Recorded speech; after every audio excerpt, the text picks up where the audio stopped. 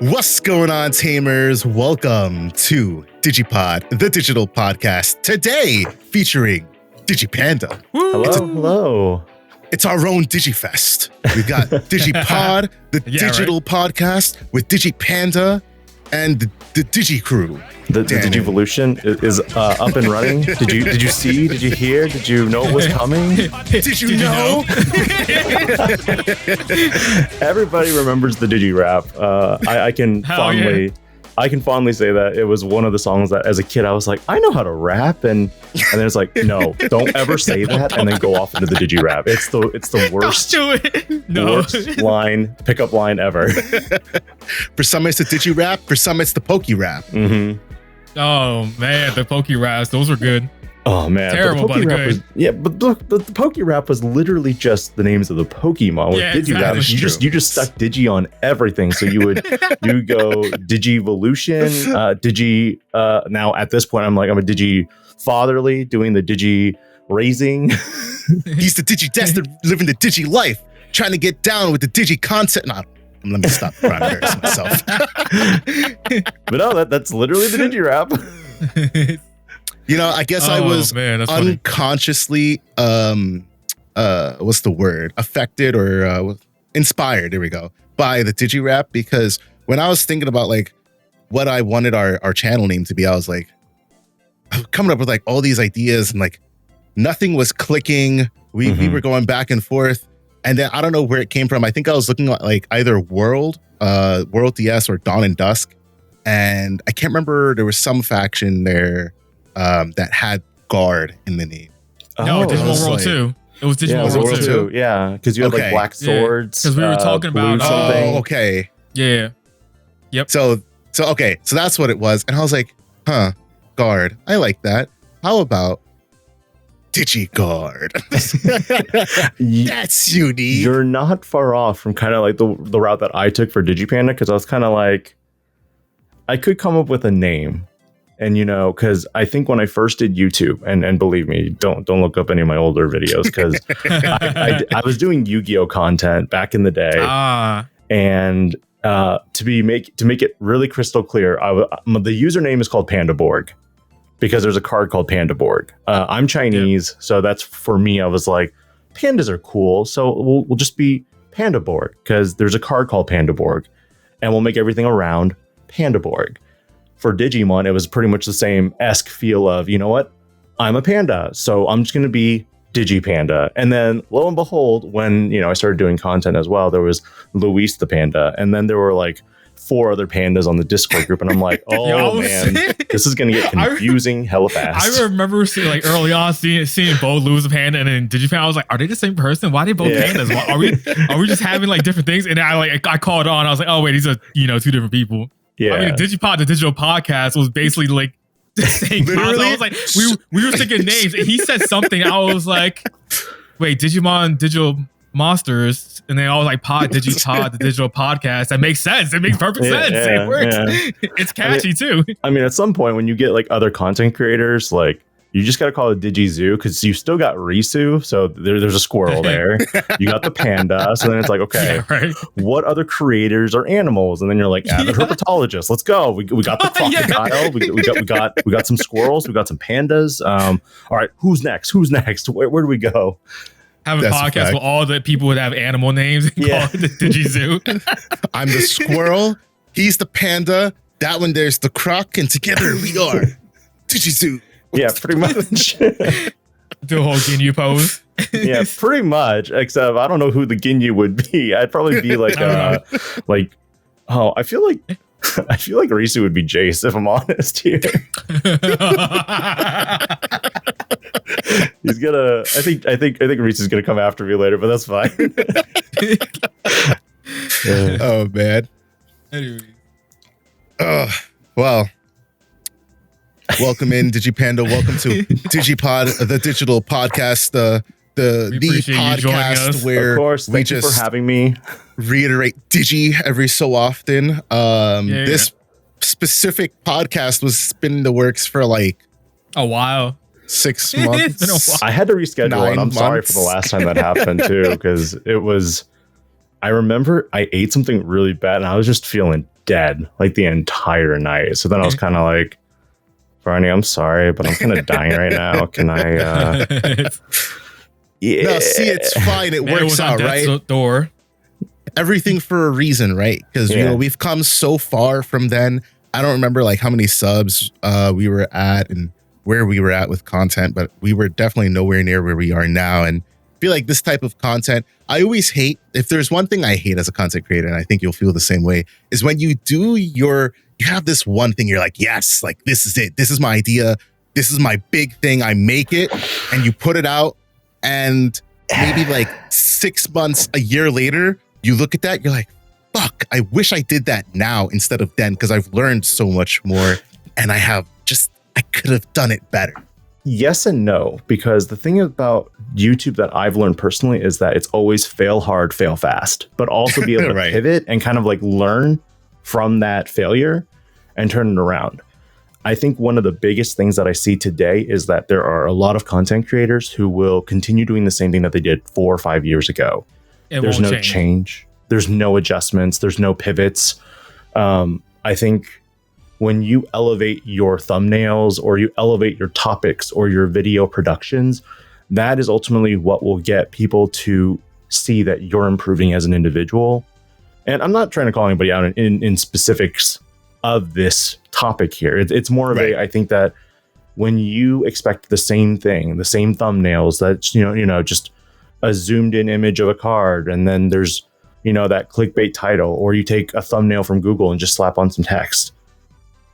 We gotta grow. We gotta move past that, because if you're doing the same thing and expecting different results, but you're getting the same, like maybe 500 or maybe, you know, 1,000 views, you got to do something different if you want to see that growth, is the thing. Oh yeah, for sure. Our last interview, I think it was with East, and I was literally just telling Dan this yesterday. That was one of the last podcasts before I started doing actual thumbnails and better titles for our podcast. So that podcast is the one where I'm looking at it and I'm like, this is such a good podcast, but man, I mean, I know I can go back and change thumbnails retroactively, which I'm going to do at some point. Yeah. But like, I look at that and only that had a better thumbnail. Because right now it's just the background that we use for our podcast with like season 3, episode whatever, 12, East ML interview, DigiPod, digital podcast. Like, that's so blah. Generic. Why did I think people would click on that? Now, while it is generic, I think that it is very honest to your viewers and your audience. You're telling them exactly what they're getting. It's not like, oh, this card's being bought out, buy this card now. But it's kind of like, I have to click this to see what the card actually is on the buyout right now. And it's kind of like, do I really want to click on this for the bait, or do I know already deep down what card it is based on the thumbnail? And if someone posts, say, like, oh, I don't know, like All Force, and then you're like, is it really All Force? But then you click on the video and it's like, oh, it's Red Purple Imperial Dramon, it's the Shade Dramon. You're like, really, dude? Like, how did we get here? With a spicy tech of the one of on play BT13 All Force that you happen to use for this one random tech matchup. Like, yes, thank you for wasting my time. I think the thumbnail is the important thing right now at this point. And it's really funny that I brought this analogy up with a friend earlier. I was kind of like, YouTube is kind of like a dating profile. You are literally posting pictures of your videos and saying, look at this. Look how pretty this is. And then afterwards you're like, okay, I have now made, like, that is my clickbait. That is like the, will they swipe left? Will they swipe right kind of deal there. Now, the next thing is, what does the title say? Because if the title says, you know, generic something, you're an upfront and honest person. So you're like, this video is about statistics for cases of 2.5. Okay, cool. I know exactly what I'm getting into. But if it's like, oh, you got to check this out, this is just perfect, or I won this in this first place, you know, event, and you're like, what event was this? This deck is complete and utter trash. Yeah. Like, and that's the problem with, like, you know, even the results that we see from Japan's meta, because, you know, they post pretty much their first place winning deck for any event. Yeah. But it could be that store with four people. It could be 6, could be 8.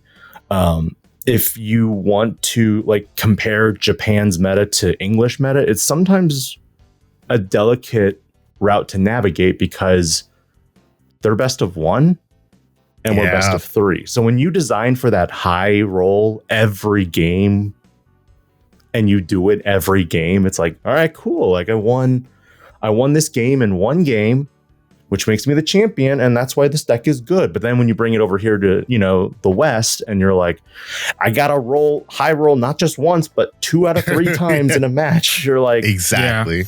I don't know if I can do that. Yeah. Yeah, that's definitely a big thing. I definitely have some of our videos in that way where it's like, I don't have anything special to say about this. This is the premier event, premier event company of Catania, Dan. You were struggling to pronounce it on the video. This is the meta snapshot for this Ultimate Cup, and this is the information you're getting, and I can't do anything special. But, you know, it works. Like, I'm like, there's nothing I can do extra with that, but that's fine. Because, like you said, it's like, it's very straightforward. You know what you're getting into by watching that. The only way you could kind of, and I guess we're just talking about content creation in general, and that's not a bad thing, because you could title this video, this podcast of, you know, us just chatting here as kind of ways for content creators to improve as well. And there's a lot of people who are in the Digimon community who actively want to become more into the content creator like situation, but they don't really know how to.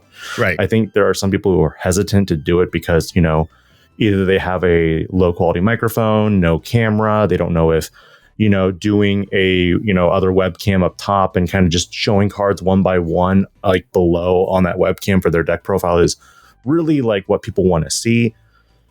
Like I said, just if you want to try something, just do it. If it doesn't succeed, you can always, you know, leave and get out if it doesn't do it. Yeah. And if you're not one to like, you know, constantly be persistent and try to do something that you might be really passionate about, that's one thing.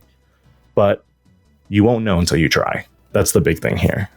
I will say, and so this is where I'll kind of throw the question over to you is, I guess I'll give a little background on myself. So I guess the audience probably might not know this either. So fun fact about Varney.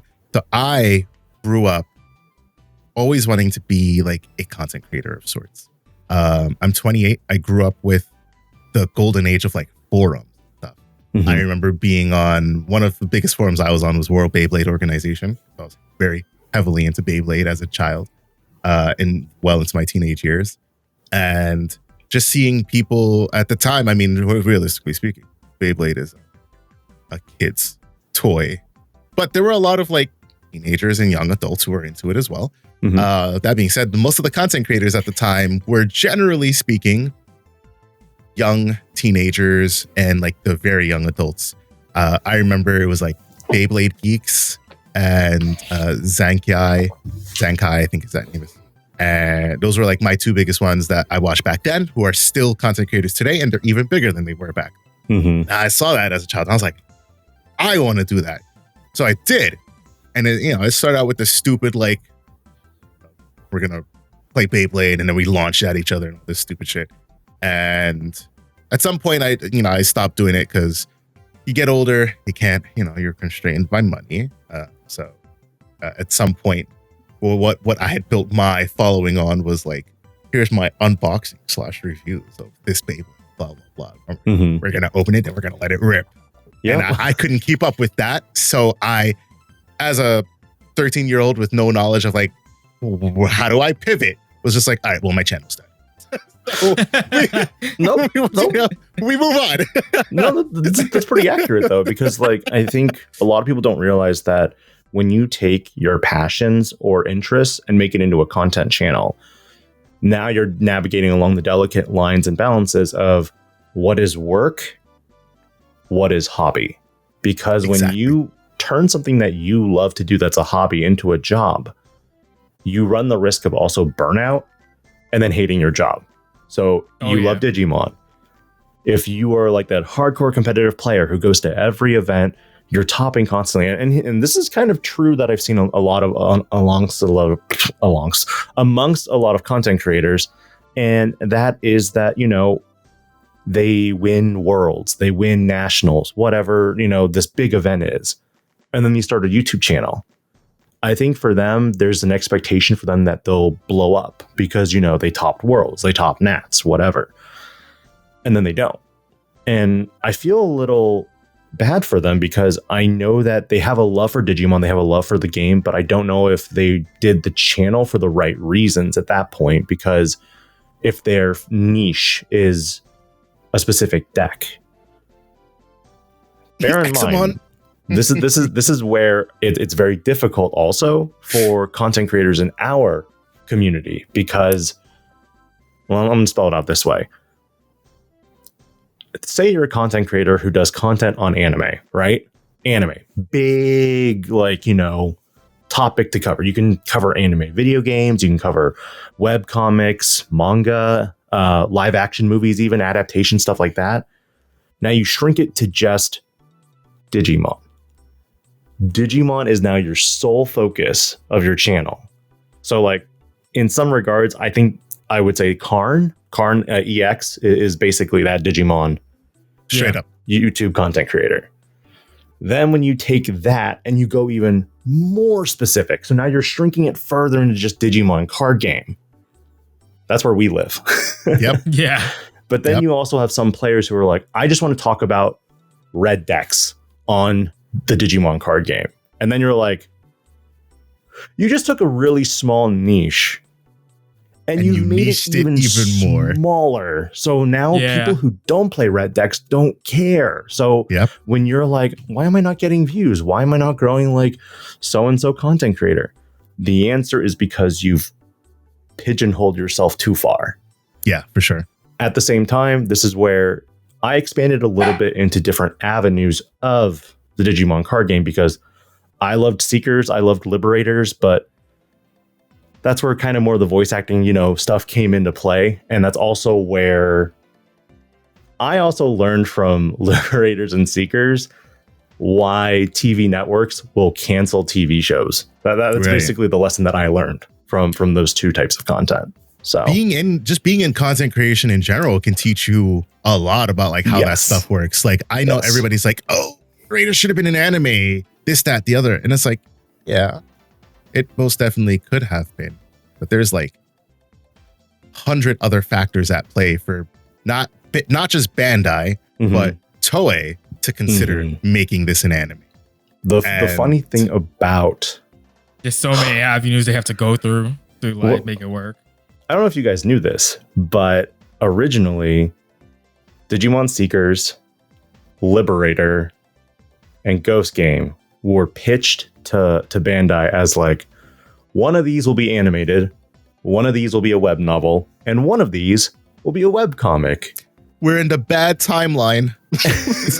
Yeah. We're in the worst possible timeline. They picked Ghost Game as the anime, and I'm like, no, damn it. So that's why we got those really awesome looking Seekers trailers. Yeah. Right. Yeah, like the Seekers, like they could have done a live action like 3D CGI animation of that. Like, give me either the PS2-esque what do they call it? X Evolution type movie version of Seekers, or give me like a 1.5 hour OVA that is just Seekers. I would have been content. I don't think they would have been able to. If I had to choose one of those to be an anime though, it would have been Liberators off rip.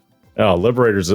Both Liberators and Seekers have the most interest for me because I think from one standpoint, Seekers was Seekers, when I was reading it, came off as very Digimon Tamers-esque. So it had like the dark themes. It had, more adult related, concepts. Liberators is very much the Digimon Yu-Gi-Oh! Like rip-off, if you want to call it that, I guess. Because it's basically, season... Oh God, was it 4 when they're in like the virtual reality world in Yu-Gi-Oh! Where they're fighting Noah? Or I don't remember at this point. It's been too long. Yep. But Ghost Game was very much a, hey, this is the villain of the week kind of episode. This is a slice of life kind of episode week. And I'm like, The worst part about it, the most entertaining part of Ghost Game is literally the last 5 episodes where they actually got into the story and it was like, oh, it's done. Yeah, oh. we built all the way up to this instance. What happened? And okay, so this is where it kind of goes back to like the Yu-Gi-Oh kind of theme, because you got like the dark gamut, you got the regular spoilers by the way, in case no one has seen this yet, but it's kind of like the good versus evil inner self kind of deal, and you're kind of like, so we built up to this, and then even then that ending felt very rushed. Oh, it 100% was. So I was kind of like, why? I know I say I hate Gamamon, but I think what I really hate is that like the series started out like good. Like I was actually interested and I was keeping up with it. But then they like, I would say maybe by like episode 14, you could tell that really wasn't going anywhere. Mm-hmm. So then you were just like, I really want to keep watching What's the point? Yeah, it's kind of the same situation with Reboot, the Digimon Adventure Reboot series, because you had Tai, you got Omnimon in the first episode, and you were like, bro, you guys blew your load so fast already that you guys already brought Omnimon in. What? Yep. And then, you're like, okay, when's Omnimon coming back? And then you're like, oh my God, I am so infuriated right now because you teased Omni and now we're not going to see Omni for a bit. And I'm just like, then what's the point? Like, why would you power creep us to the 7 and be like, you need this to beat Argomon? And I'm like, but here's the real question. Why is there an Argomon that's off rip like that? My God.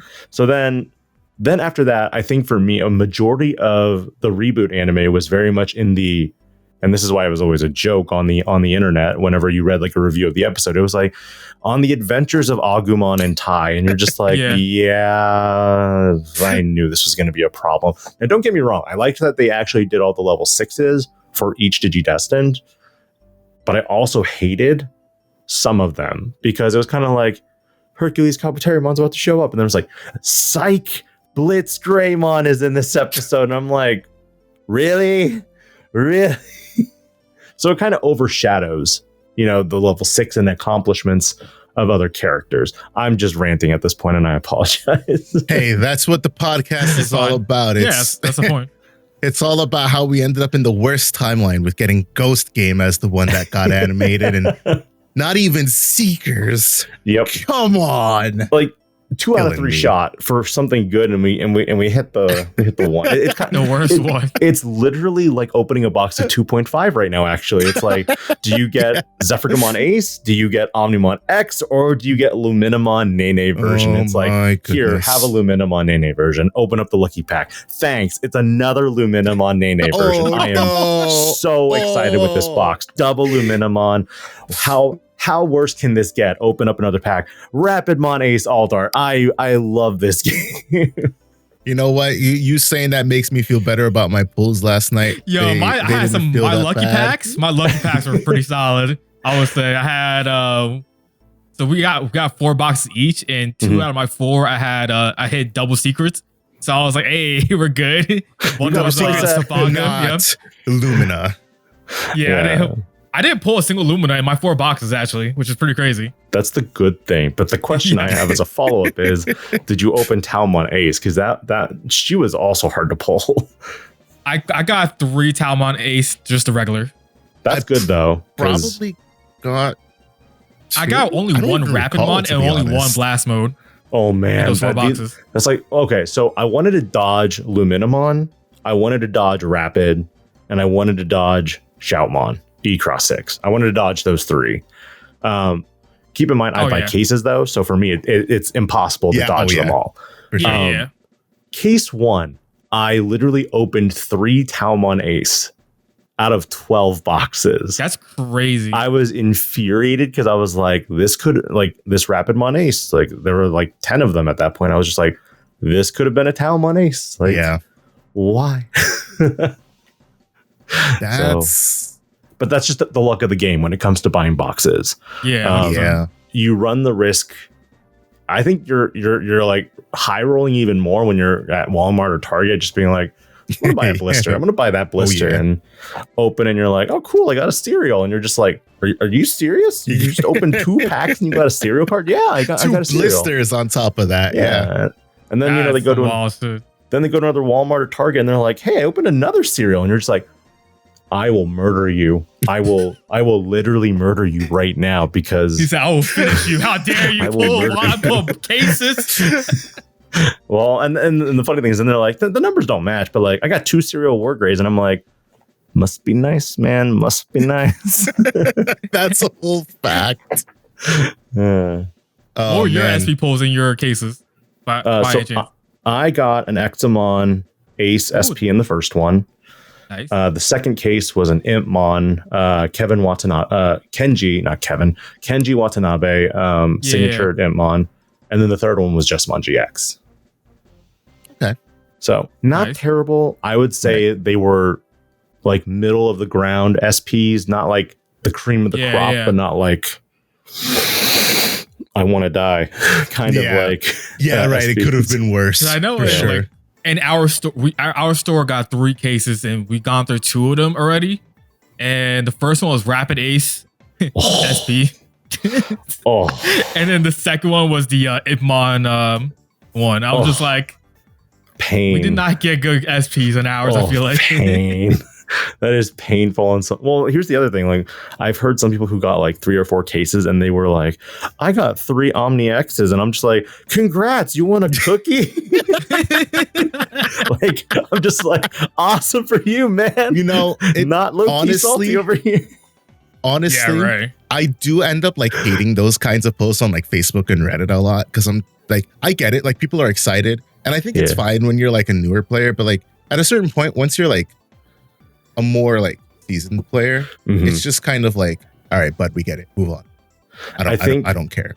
I think for me at this point, it's the number of people who are like, is this worth anything? And you're like, stop. The moment I see it, I immediately go to look to report, because I'm like, all right, listen, I get it, but like, there's, TCG player, you're in card games, you know how to look up the price. Don't come here with this shit. Someone just recently did that with the Omni X. I'm just like, this ain't no way you really don't think this is nothing. Like, ain't no way. Like, the other thing is, you click on the comments and you look at them and you're like, man, these people are all wrong. And I'm like, I don't want to be a dick and be like, you're an idiot. But you're an idiot. Right. Yeah, exactly. Not like because they don't know the value of the card, but some people who are like, oh, it's worth over $1,000, or this is definitely a $2,000 card. I'm like, do you know how Digimon card markets actually work in the card game? Because I don't know a Digimon card that is actually sold from like a core set that has been more than 800. 800 is probably like about where it starts. And if you buy it at 800, it will normally be 300 or like 400 in like 2 weeks. So like the Omni X's right now that are still like 600, or people buying them for 600, they just want to bling it out as quickly as possible. They don't want to wait. They want it done now. I knew friends who bought Beelstarmon X at $800, $900 when it first came out. And I'm like, why? Yep. And they're like, waifu. And I'm like, I get it. But why? And if you look at the price of it today, you're like, it's $300. You could have saved yourself $2,400 at least on 4 of them. And then I bought 8 because I wanted 4 for a collection and 4 for my deck. I'm like, you could have saved $4,800. You're missing the point right now. You're missing the point. You're missing some dollar bills in your pocket too. Hey, like, listen. I'm not judging them, but I'm also kind of like, it's your money to spend how you want. But if you are a collector in Digimon, chase cards never like go above 1,000. If they do, I doubt it. Even the Angelomons from BT15 that people were posting for like 1,200 or $4,000. Those are so crazy for no reason. None have sold. Right. If one sold at 1,200, I'd be like, I agree with you. TCG player is legit. But right now, there's one listed at 1,200. The last sold one was 400 like 2 months ago, and people are still like, oh, I want to buy this card, but I want to buy it for 85% market value. So I want to only spend like $320. And I'm like, good luck. Because I have 4 personally, but I'm not moving them unless someone gave me a stupid offer. So if someone was like, I will buy your playset of Angelomons for $5,000, I'd be like, damn. Bye. Oh, I might have to do this. Like, I'm just like, I'm gonna just print 4 proxy Angelomon Ace SPs and just stick them in the binder for the time being and just sell these off and hope to God I can find 4 more later. But for the time, it's just like $5,000 is kind of worth it, to be honest. I'm with you there. Yeah. That's literally me with my Magna X's. I'm like, I don't necessarily care to sell these. However, if somebody is willing to take these off my hand for $2,400 total, then I am impartial to both of these cards. And the lowest listing now is $850 for a copy. Yep. So like if someone were to be like, I want your 4, and someone might actually want to buy your Magnamon XSPs because you have the playset. They don't have to hunt 4 different buyers. Right, that's the convenience fee there too. So you're kind of like when you hit the high rollers in Digimon. Yeah, the very few of us that there are. Yeah, like there aren't that many collectors, but I did not know if I wanted to go off into a spiel on serial cards in my video that I uploaded today for the case rates, because it was already at 13 minutes and I was like, I'm gonna lose viewers already at 10 because my personal opinion, younger generations and audiences have shorter attention spans, which means that if you run more shorter content, it's a lot easier. So I actually think it'd be interesting, Varney, if you tried this little experiment, but you clipped parts of your DigiPod episodes and you uploaded them as shorts. Yep. Because like, you mean like shorts, like the 60-second YouTube reel shorts? Yeah. See, that's kind of, I would love to do that. Mm-hmm. Lucas. That's all you, Chief. Editor.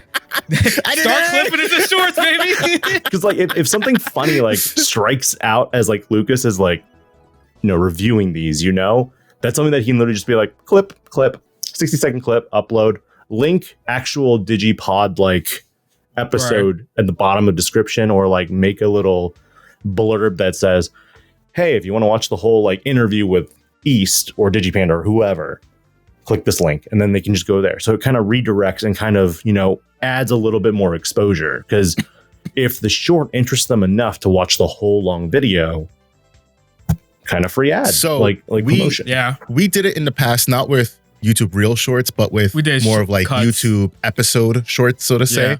Anywhere between generally 10 to 30 minutes, depending on the topic, because that's what we were experimenting with. And we definitely had good performance on, I would say maybe like 50% of them. I think it's a matter, obviously, of like choosing the topic and then, of course, the thumbnail and title to go along with it. But generally speaking, like they perform well enough. And I know we had people, we met people at not last year's, but the year before that, who were like, yo, like the only reason I started watching you guys because you guys were posting clips, because as much as I'd love to consume your hour-and-a-half podcast, I can't consume your hour-and-a-half podcast. But that one clip you did, yeah. When you find that short that like really hits, like I think that's where it really helps, because for me, like I do a lot of different voices for liberators and seekers.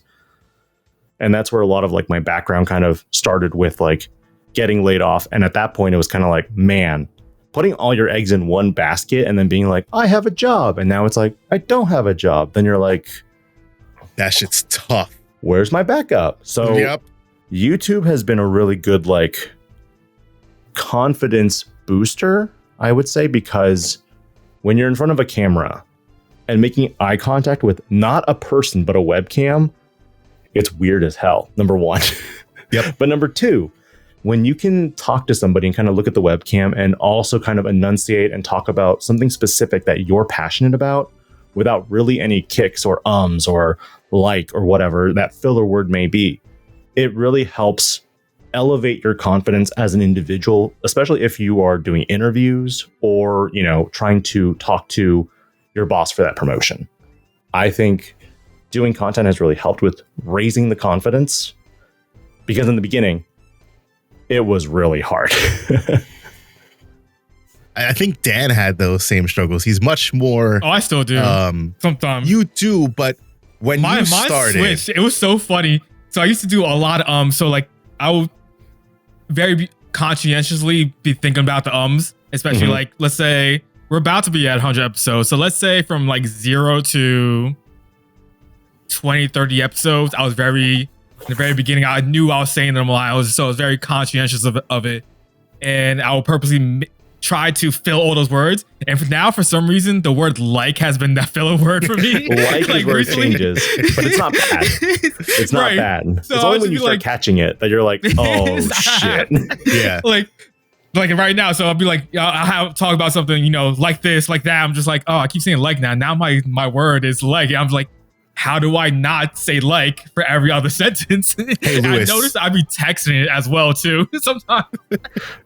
I'm bad with texting because I'll normally default now with ending my statements with an XD. I don't know if Barney, you caught on to that a lot, but I do XD a lot with the end of my messages because it's normally just me like laughing or smiling or just thinking, you know, something's funny. So everything to me is funny. So that's funny derail are for me. Yeah. Right, exactly. Funny derail. I remember, so my wife and I were talking and we were like, you remember when we used to say like LOL and now we say LMAO, but like, are you really laughing your ass off? No, you're not. But like, it's the concept of finding it funny, right? So for me, it's like LMAO is that is my XD. That's my sentence ender.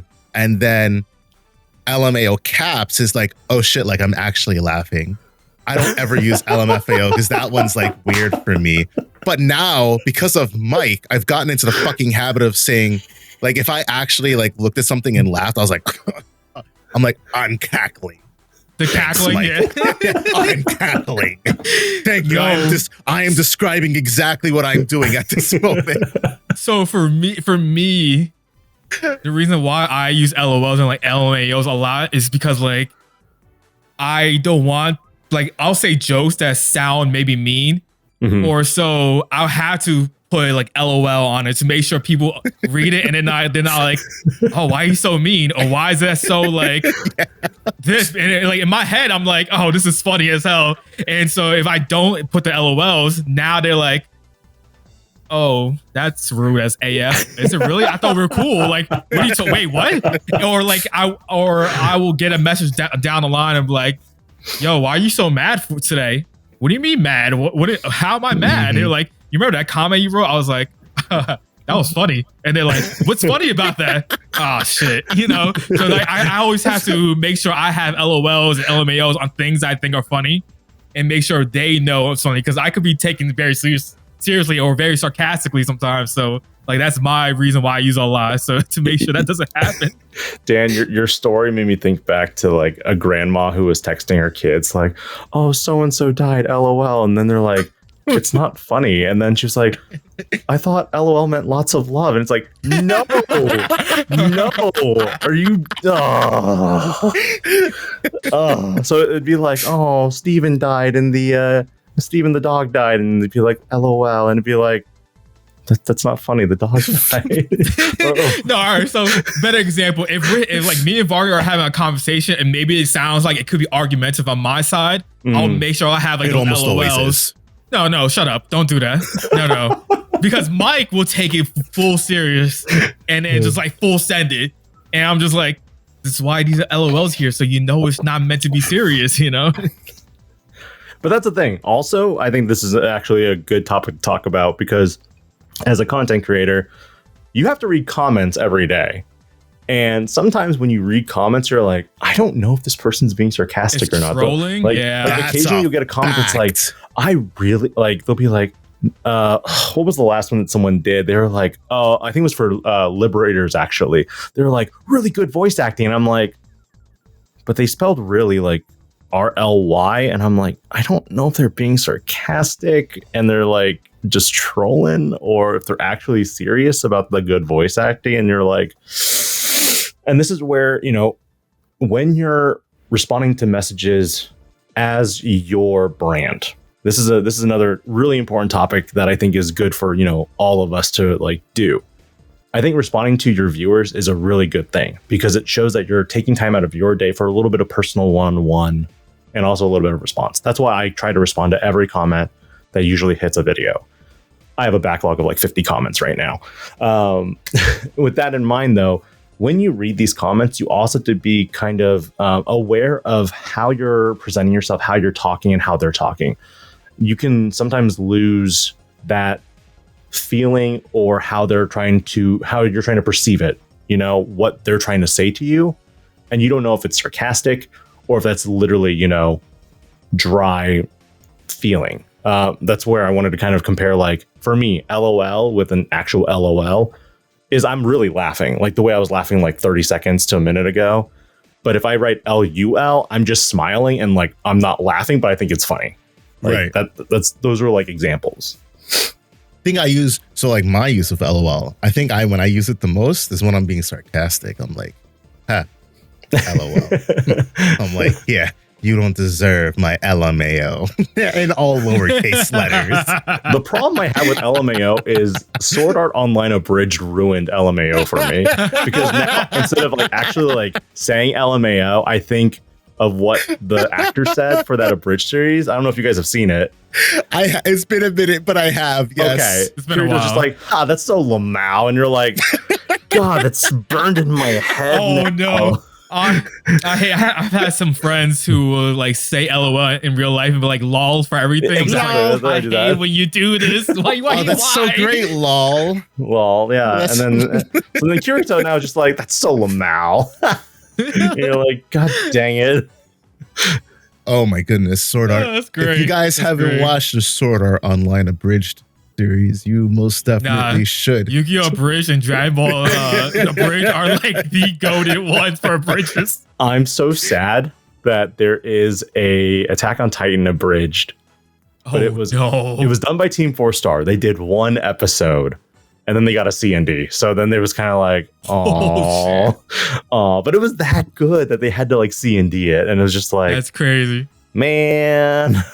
What we could have had, what a shame. Again, worst timeline, Barney. Again, we really are living in the worst timeline in 1,000 different ways. Yeah. Oh my goodness. All right. So we deviated significantly from Digimon. I was about to say, let's talk Digimon, I guess, now at this point.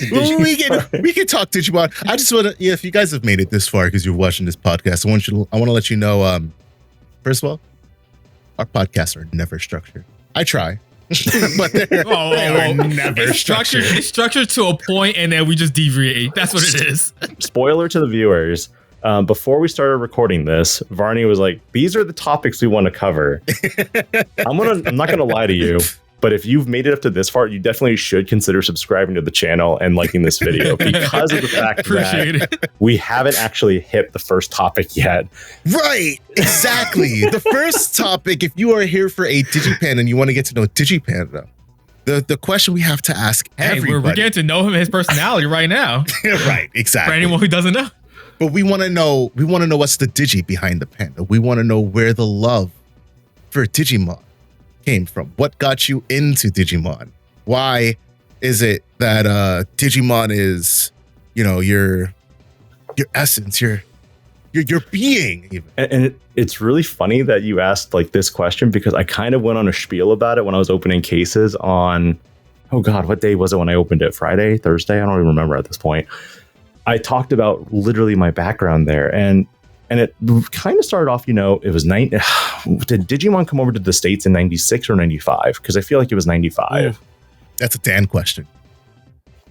Dan, if you don't get this 95, right, 96, I'm deducting 100 points from you on the next. It also could have been 97, because I think Digimon started in 95 in Japan, but it officially came to the States in 97 in English dub format.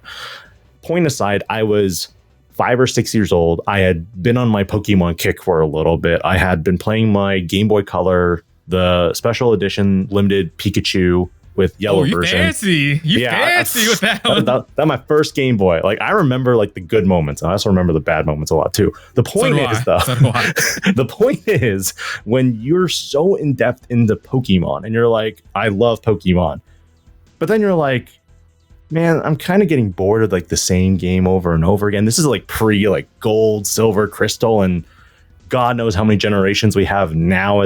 I'm 34 years old, and Lord, I'm 33. I haven't hit 34 yet. That's another thing. You're going to forget your age over time as you go too. The only important ones are 18 and 21. Everything else doesn't matter after that. That's a fact. With Pokemon, I was getting into that like boredom stage. I didn't have cable. My dad was kind of frugal, which I think most Chinese people can kind of relate to this whole, like, you know, not cheap, but like the frugal upbringing of like not too many video games, not too many, you know, TV, cable, dial-up. At that point was, I think we were on the slowest dial-up connection too, because it took me like, I want to say 20 minutes to load the Fox Kids website back in the day when it was like active, and I wanted to like see like the different Digimon profiles. And bro, I remember. Oh my God, you just unlocked the memory. I remember that shit. That's a thing. Yo, like, I remember the Fox Kids shit. The Fox Kids like website, you log on and then you're literally waiting for like things to load. It'd just be like loading. Yeah. And then you're like clicking and you're like, oh, there's the Greymon profile. And then it's like, question mark, what is Greymon Digivolve into? They hadn't revealed it yet at that point. So I was like, I want to know what Greymon Digivolves. Anyway, I watched the first episode of Digimon Adventure. I think it was like August or September. I don't remember the exact date, to be honest. I watched the first episode and was like, is this Pokemon? Is this like a new Pokemon that I'm just not aware of? And then, you know, you're watching the opening sequence, and you're like, what's Digimon? And then, you know, you're seeing these little weird things fighting this giant insect. Agumon looked cool at the time, and I was like, I'm interested. But how do they like evolve? So that's where I was kind of like, I want to know what happens next. So you watch the next episode after the whole Kuwagamon incident. They're now at the beach. They're trying to use the stupid payphones, and nobody knows what they're doing. And then there's Joe with his bag of like food and stuff. And everybody's like, why are you holding out on us, man? And then Shelmon attacks, and then Agumon Digivolves to Greymon. And I'm like, bro, I'm in. Like, I am so in right now because I want to know what happens in this story. Fast forward to like the movie. Man, I love Digimon the movie. Like, I have seen that movie so many times. Like, I'd skip the Angela Anaconda part, but everything else about that movie was like peak. Even the humor. Varney does not understand, for us people who grew up on the Digimon the movie, how goated the movie is. And then, I don't know if you saw the episode when we had like the movie review, and how he was just like, it's all right. What? And me and Mike are like, what did you say? You're just speaking blasphemy right now. Don't you dare say this is all right. This is some peak stuff right here. At this point, I can just picture Varney. You like turning to Varney, and Varney's just like, what? I was sleeping. Wait, but you're driving. And then like that one scene where like Agumon just jumps up, yes, with the truck and everything, and you're just like, did you see that? No, I was sleeping. Wait, but you're driving. Yeah. So like, there's just so many one-liners in that movie that, you know, as an adult growing up, you're like, do you know what a semiconductor does? And then Ty is just like a guy who works part-time on a train. And you're like, yeah. Yo, it was so fantastic. Those one-liners, though, were just so stupid.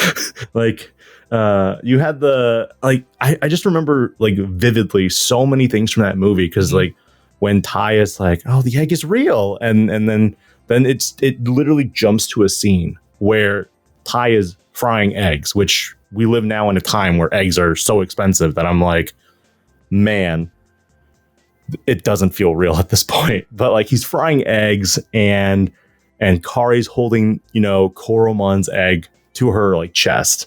And Ty's just like, I bet that's going to taste better than your egg. And you're just like, bruh. So when you take like all these things, like from Digimon Adventure, that was really what got me into the franchise itself.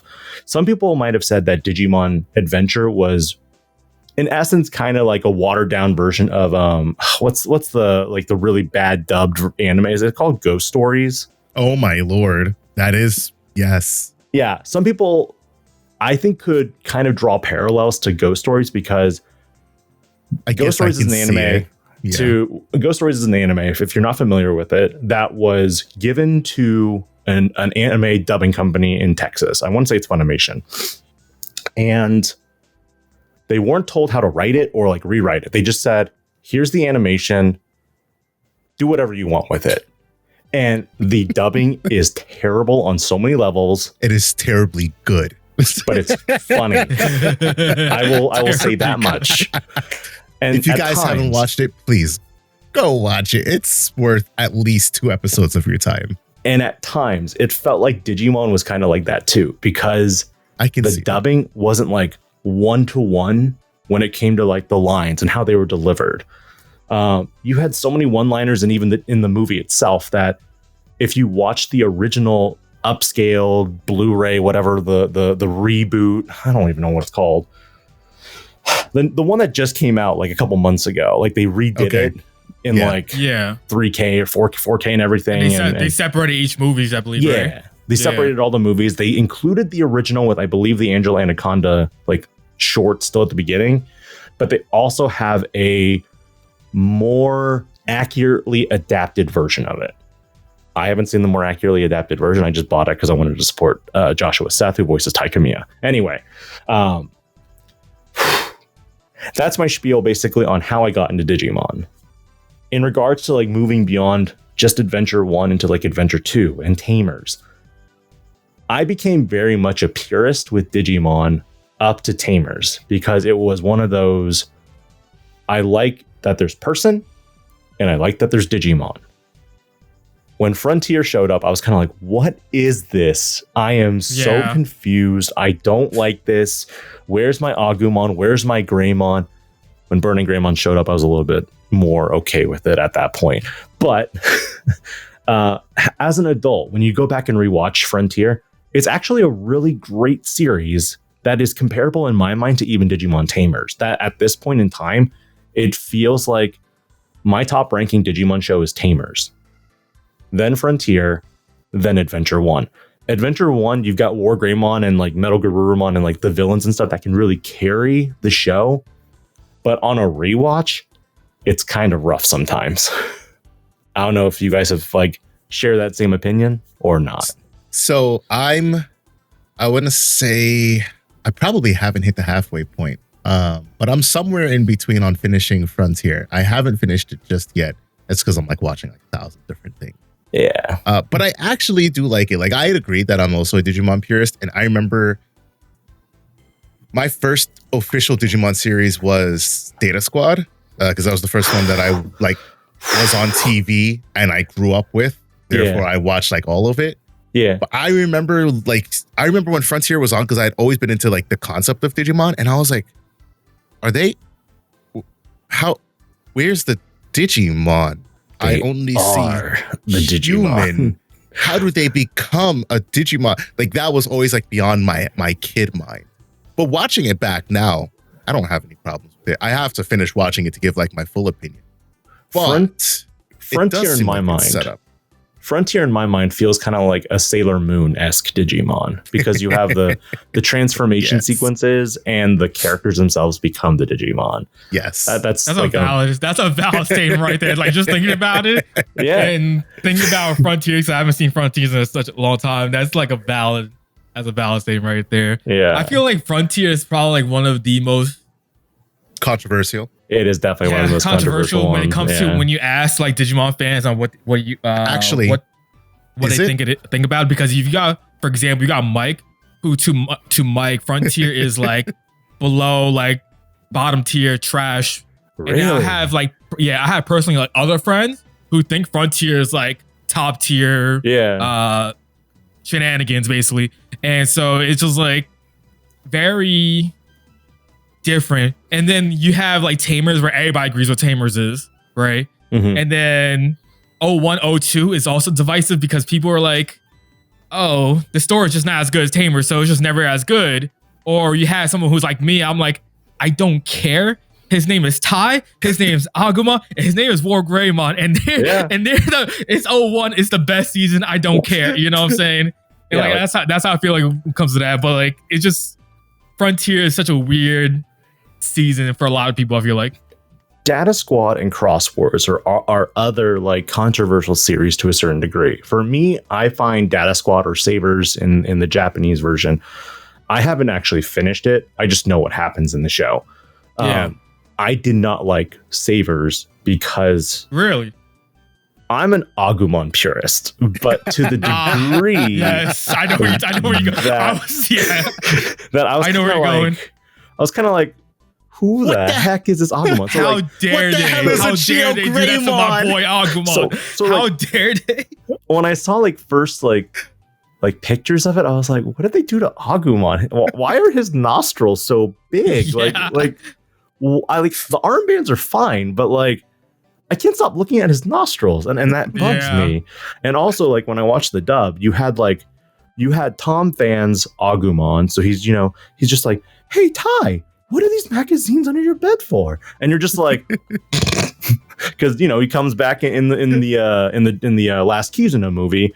Yeah. And then afterwards, and this is going to be a terrible impression, by the way, of Agumon from Data Squad, because it's not quite Ben Diskin's voice, but and funny enough, it's actually Takato's English voice actor who does Agumon from Data Squad.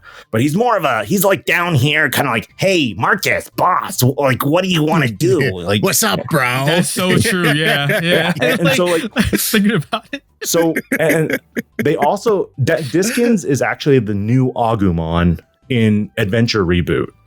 If you're not familiar with Ben Diskin's work, he's also the English voice actor of Shoutmon, who I kind of used as kind of the basis for my Terramon voice in Liberator.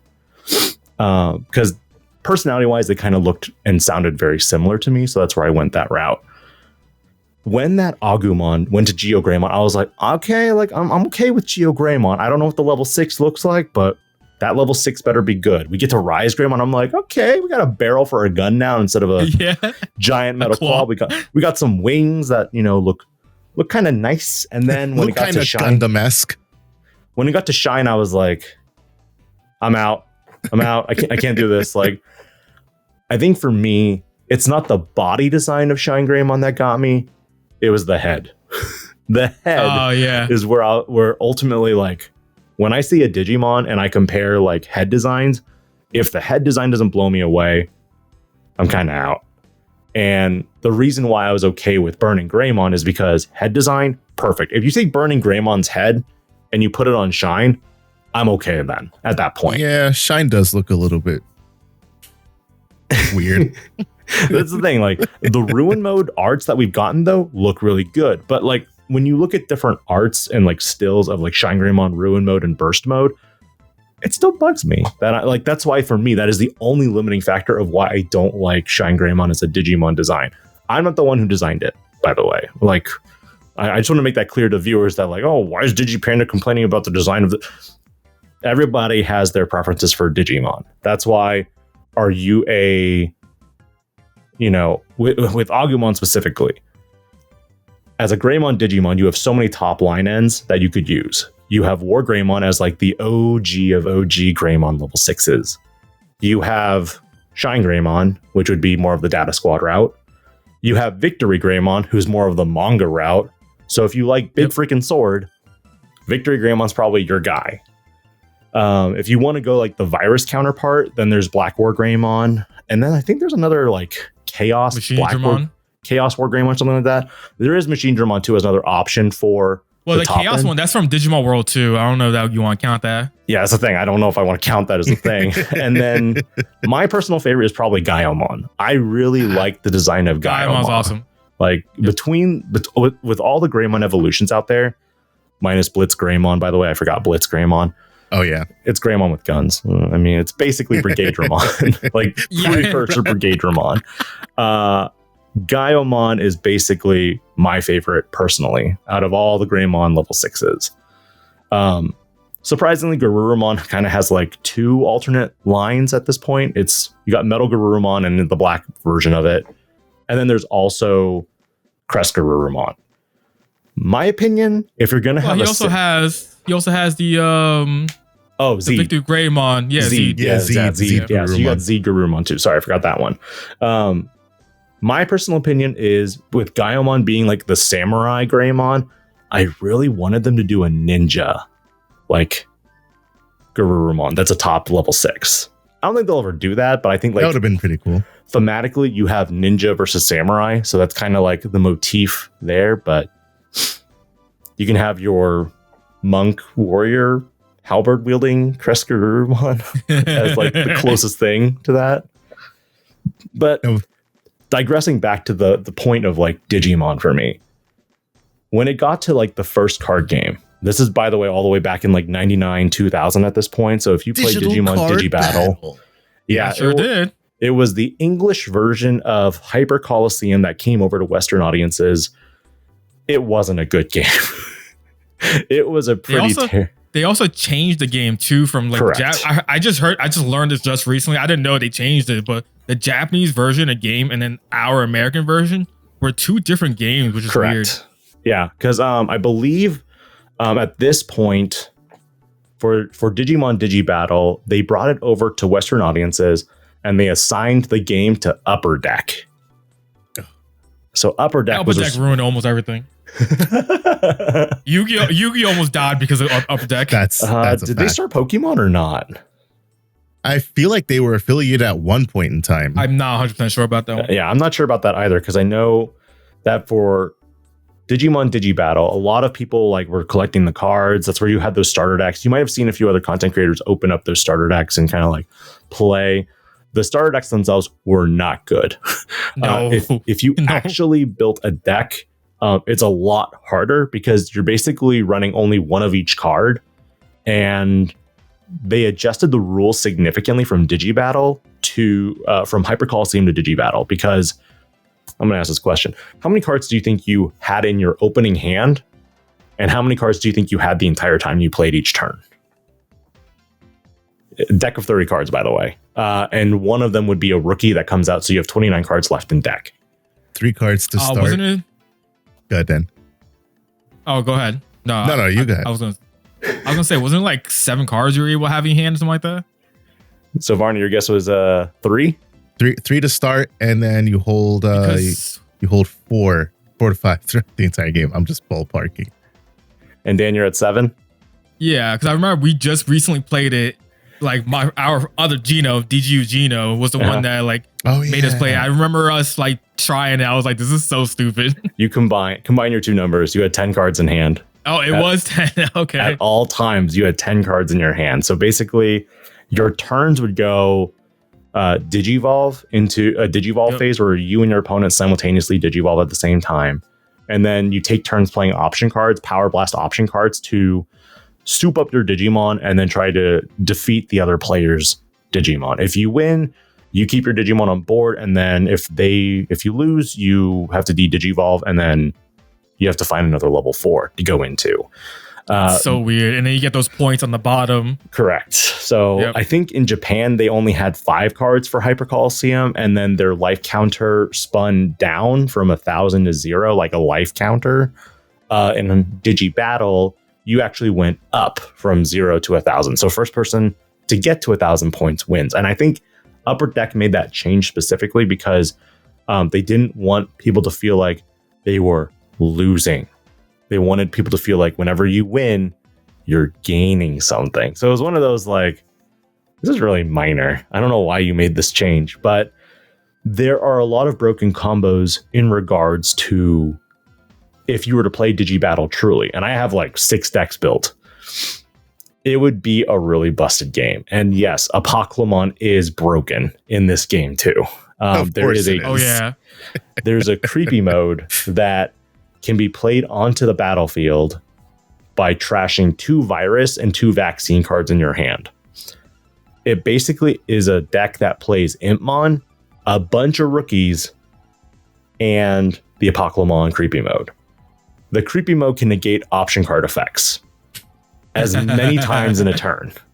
So once you play it, you can basically hard lock your opponent and they can't do anything. Based on how everything is worded, and I don't know, there's no official rulings for DigiBattle, to be honest. That's the other problem. The big thing is, if you run out of cards in your deck, you have to automatically de-digivolve your Digimon and then reset your deck by shuffling your trash with your deck to make a new deck of 29 cards and then draw up to 10. With the Apoclymon deck specifically, once you hit Apoclymon, you just need to try to keep 1 card in your deck, and then you never have to like reload and de-digivolve Apoclymon. That's the big like combo that was with it.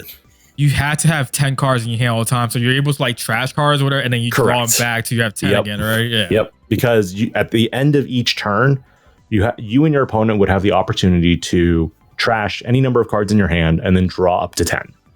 So if your hand was at 9 and you have 2 cards left in your deck, you draw 1 and then you're stuck at 10. So then you literally don't have to digivolve your Apocalymon as long as you're not playing any option cards the next turn, which you don't have to, because if you've beaten your opponent, they try to play an option, you just negate it. It's literally like infinite negator on board, which is one of those like, I'm playing Yu-Gi-Oh! Now. This is so fun. Yeah. Yeah. It's worse because you got infinite negates on one card. Yeah, pretty much. So following DigiBattle, I went to, this is basically where I had a dry spell of Digimon. After like 2003, I didn't play the Detector games. I didn't really watch Digimon the series. I briefly came back and watched Cross Wars, which, okay, so you've got Adventure 1, Adventure 2, which are kind of like the OGs, kind of establishing the basis of Digimon. Digimon have partners. And then 2 is like Digimon can combine together to create other Digimon. Digimon Tamers was kind of taking that to the next level by saying, okay, Digimon can combine with Digimon, but Digimon can also combine with humans with biomerging, which isn't a thing in like the Japanese dub. So every time I say biomerge, I get like crucified for it, I guess, because they're like, this isn't a thing in Japan. And I'm just like, calm down. I watched it in English. I'm sorry. Right. Frontier is where you kind of get that full blown like Digimon with the human is the Digimon kind of effect. And like I mentioned earlier, the Sailor Moon-esque like animation of transformation sequences from human to Digimon.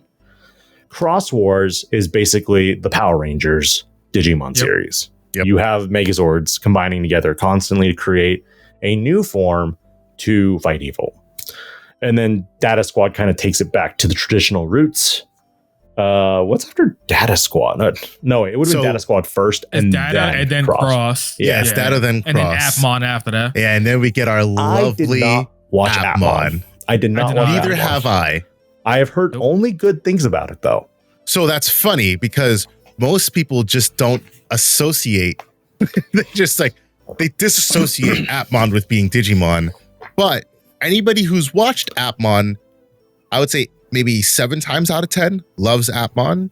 Gino just finished. He didn't watch it. He read it, and then I think he watched it. And he said reading it was by far the better experience. Interesting. I've heard that Appmon is a great show, especially from a female perspective. And that's kind of interesting to hear because if you look at our demographics in the card game itself, there aren't a lot of female players.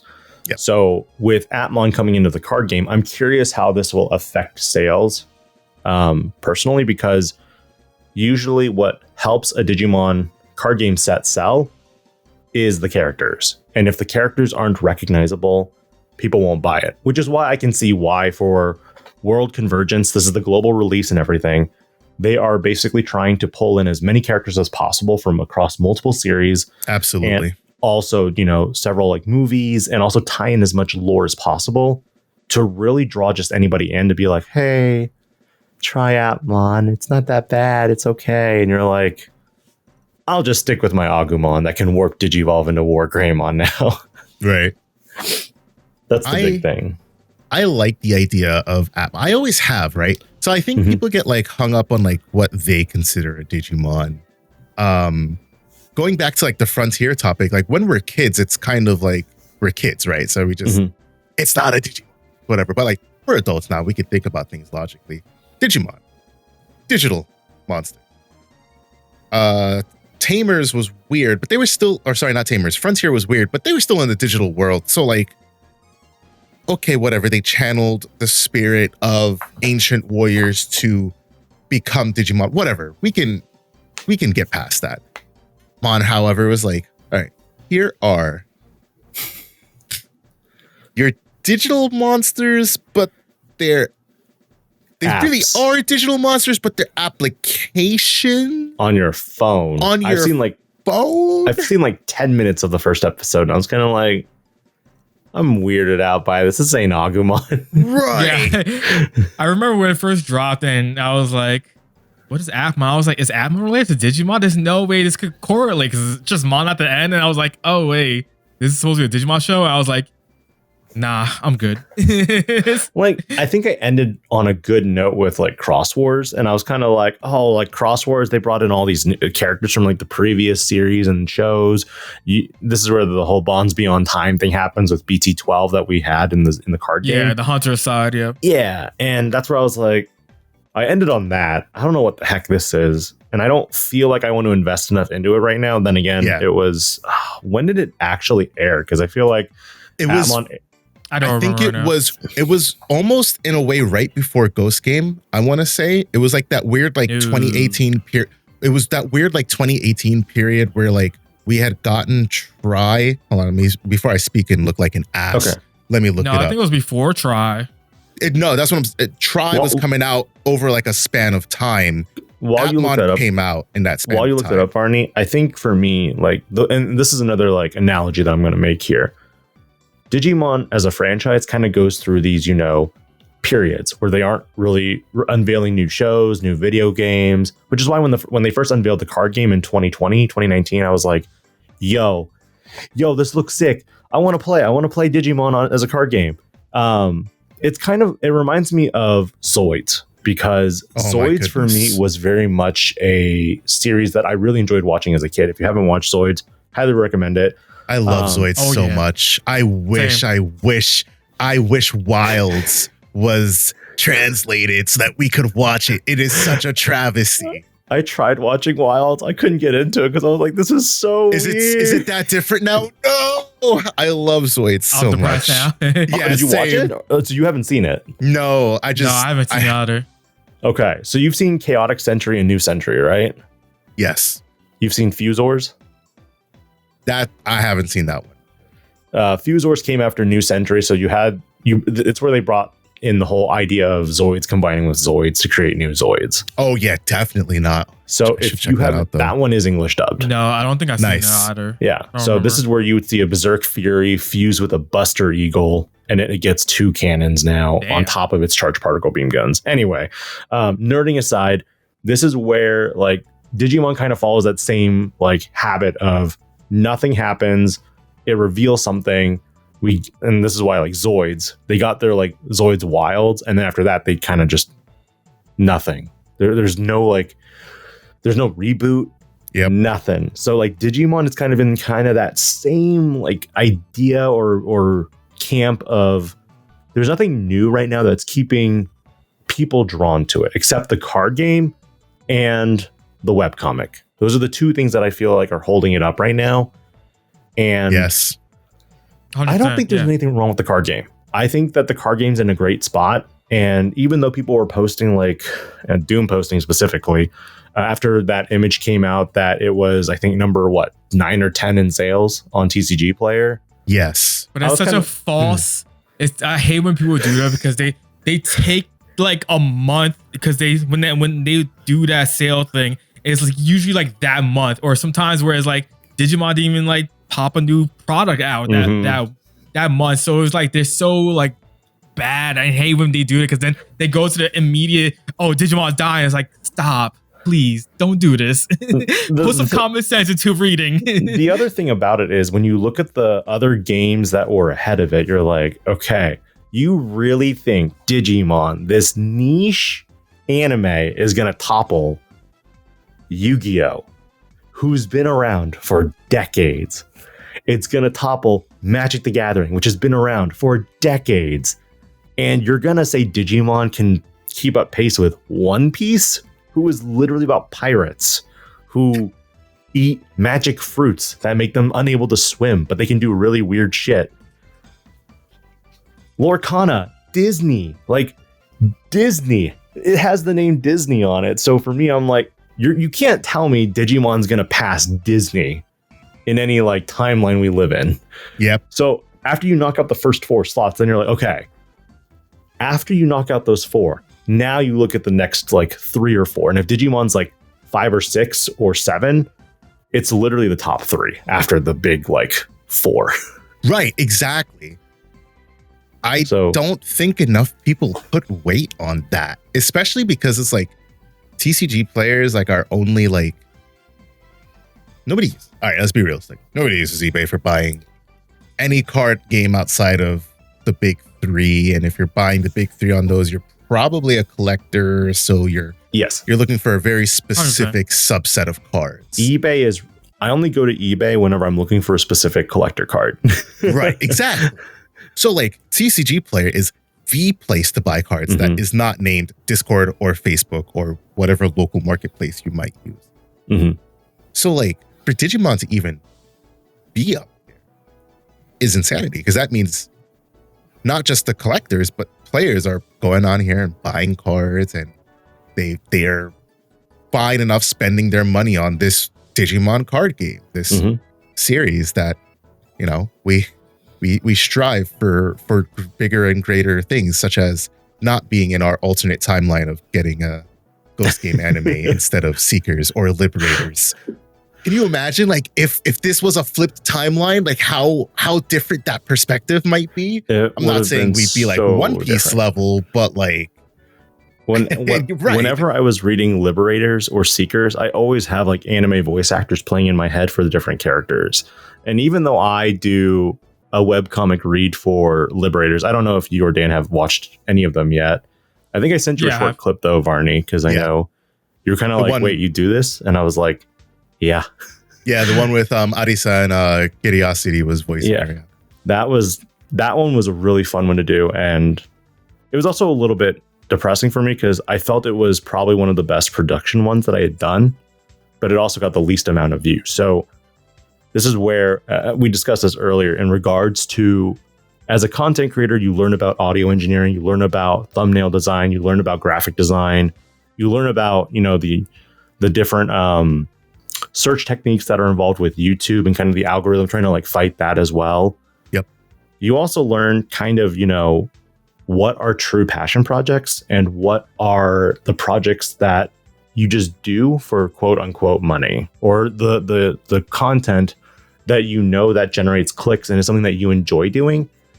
And then there's the content that you do that you're really passionate about, but doesn't generate as much clicks. Like I love doing the voice acting elements when it comes to Liberators and Seekers.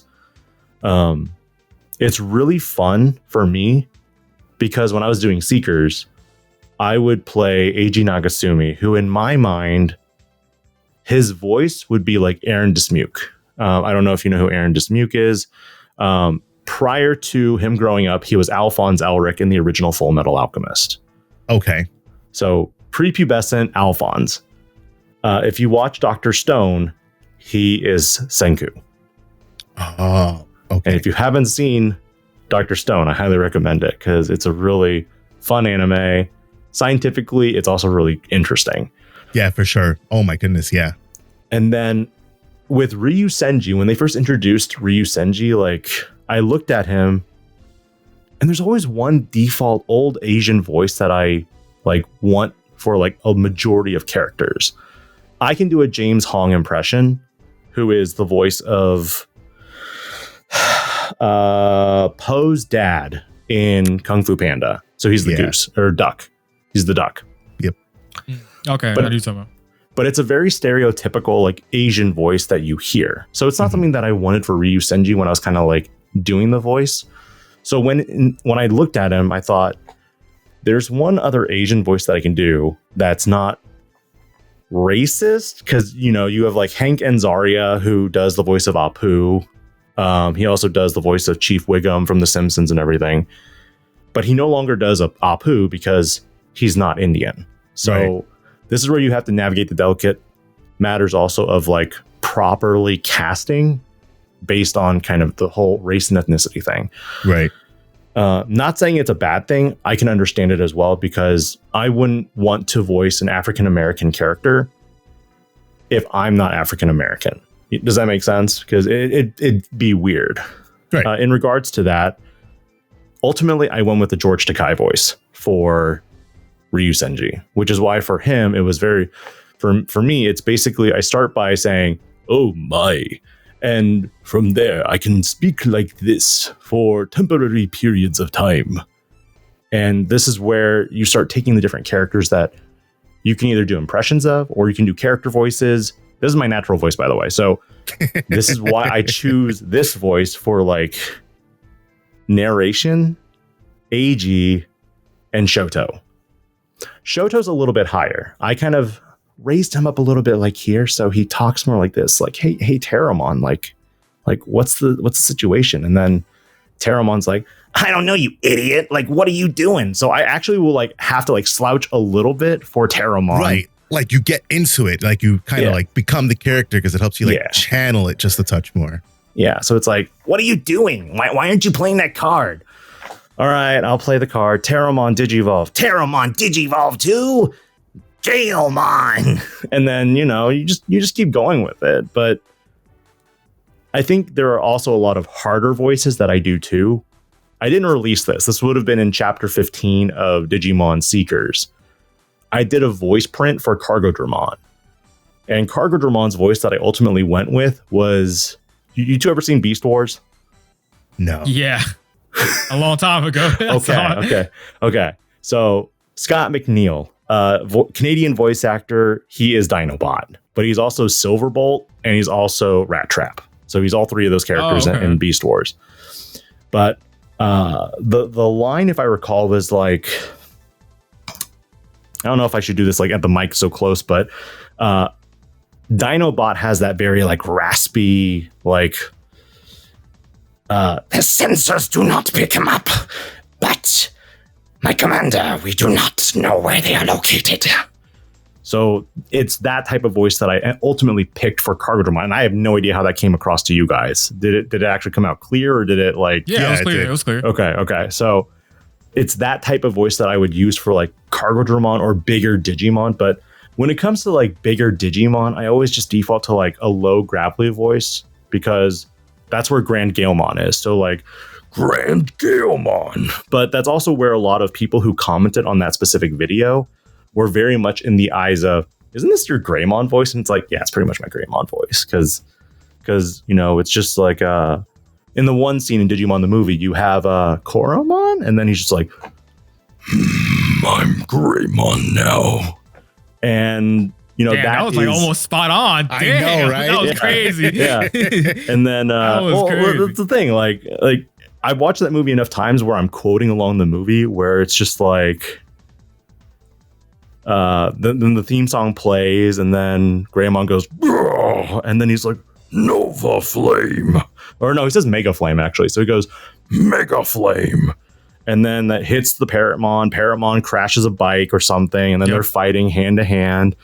He falls down, gets back up later after, you know, he tries to. Parrotmon shocks him, and then in the end, where he goes, you know, I think he does say Mega Flame again, though, when he, like, disappears. Point is, like, I deviated into two of the subjects that we were going to talk about, Varney, because you mentioned that you wanted to know more about the voice acting, like, history and experience, which I briefly touched on it in regards to in 2015, I got laid off from my job. Tell you right now, getting laid off sucks if you don't have a backup plan. It's really funny because in the United States, if you have to give your employer 2 weeks notice if you're leaving, but they will drop you like a fly. They will drop you and be like, nope, we're not going to give you a 2 week like notice. Just get out. Yep. That's basically what happened to me. Following that, I deviated heavily into like looking at voice acting in general, because I really was a theater kid when I was young.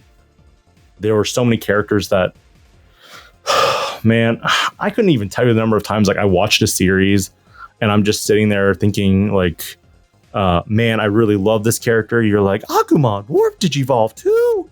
And then it's like, War Greymon, you know? See, Dan, my Professor Agumon isn't that off. I just have to refine it a little bit more. I was legit about to say, I was right about to comment when you said that. I was like, hey, that's a real Agumon voice, not your Mickey Mouse knockoff sounding ass. Agumon Digivolve 2. But that's the thing, like, I watched so much Digimon and I would listen to Agumon that I'd be like, what does the voice make me think of when I hear it? For me, Tom Van, the way he does it is it's kind of like partially at the upper throat, but it's not like your throat. It's actually like more of like the roof of your mouth that's doing the delivery, which is why when I speak with my Agumon voice, it's, hey, Ty, I'm kind of hungry right now. And you know, Ty's just like, we'll feed you soon, Agumon. And then he eats a giant fish or whatever. I need you to digivolve. Ty, I can't, my tongue. Just stuff like that, you know? But the big thing is that I went into voice acting because I really wanted to get into anime voice acting. The thing is, there are a few steps that you need to do before you start doing voice acting. Number one is literally classes, lessons, getting comfortable with your voice. Like our articulation, being able to like modulate your voice in the different ways that you write. Yeah. I think like and you can also use like certain household items even to help like with like your voice acting. When I was doing Battle NPC Frozen Night, I walked into the recording booth with a freaking bowl or a cup, and I'd just be like, digital gate open. like you're just standing there. Like, I don't have a cup in this room, unfortunately, but you use basically like items to create that authentic feel of like, you know, you're wearing a helmet, or you can use post editing to kind of create that. The big number one rule I have when it comes to like content creators and also with voice actors in general, and I'm not a big voice actor or a big content creator by any means, so you can take my like advice or like my opinion with a grain of salt. I didn't fully pursue voice acting because ultimately I got a follow-up job like 3 weeks before I was going to actually hightail it out to LA and try voice acting in theater. Ultimately, I should have probably gone to Texas if that were the case, because Funimation's over there and so is Crunchyroll.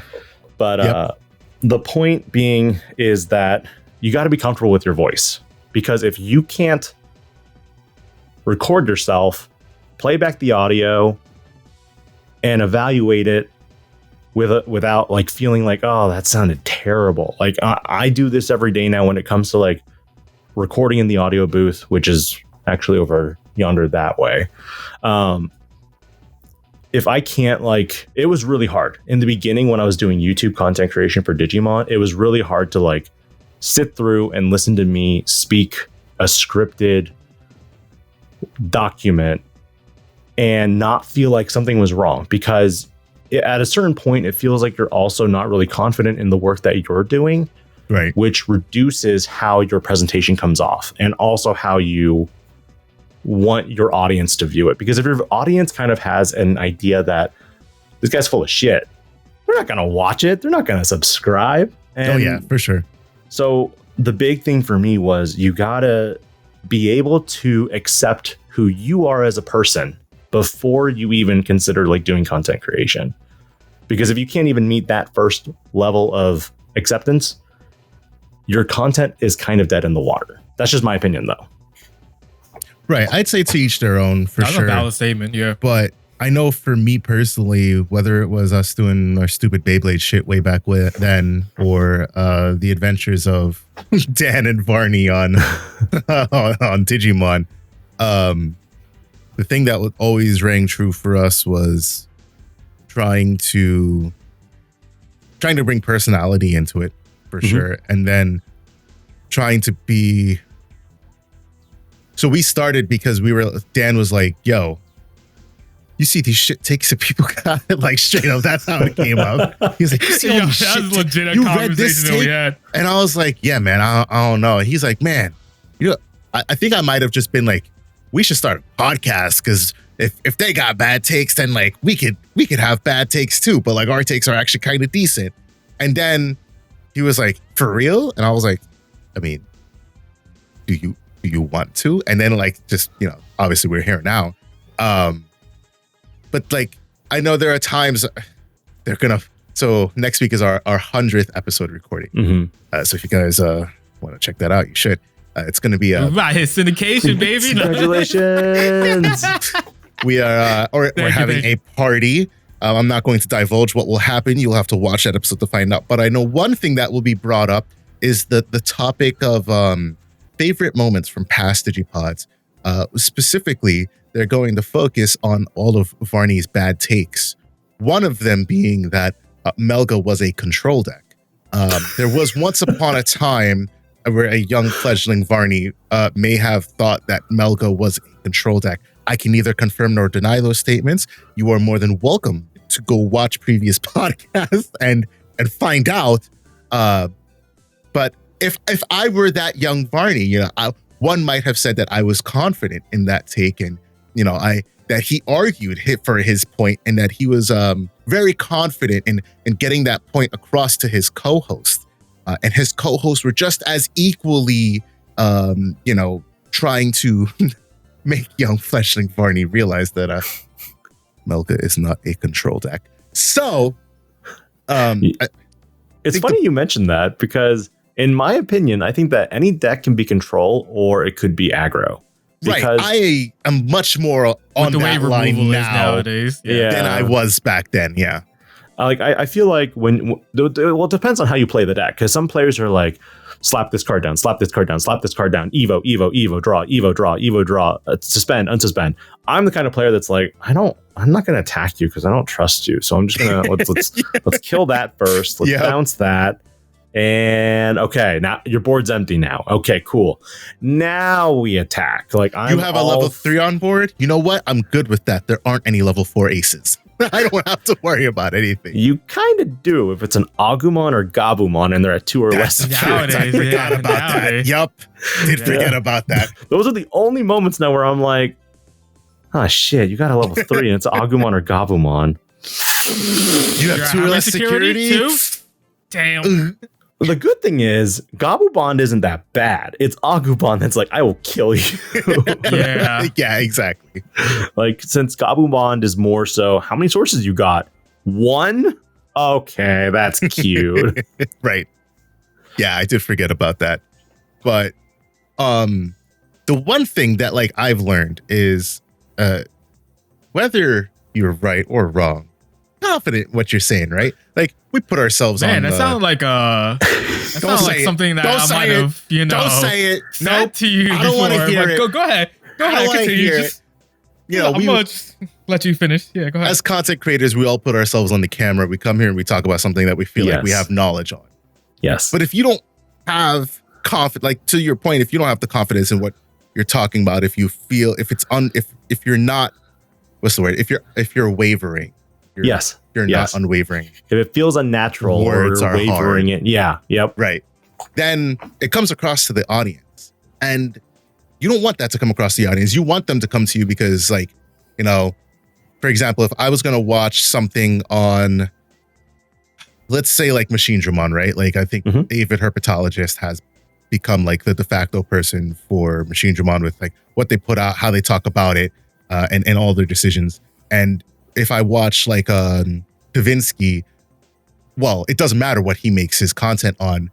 I know when I watch it, he's there's been so much thought behind the deck description, the thoughts and everything.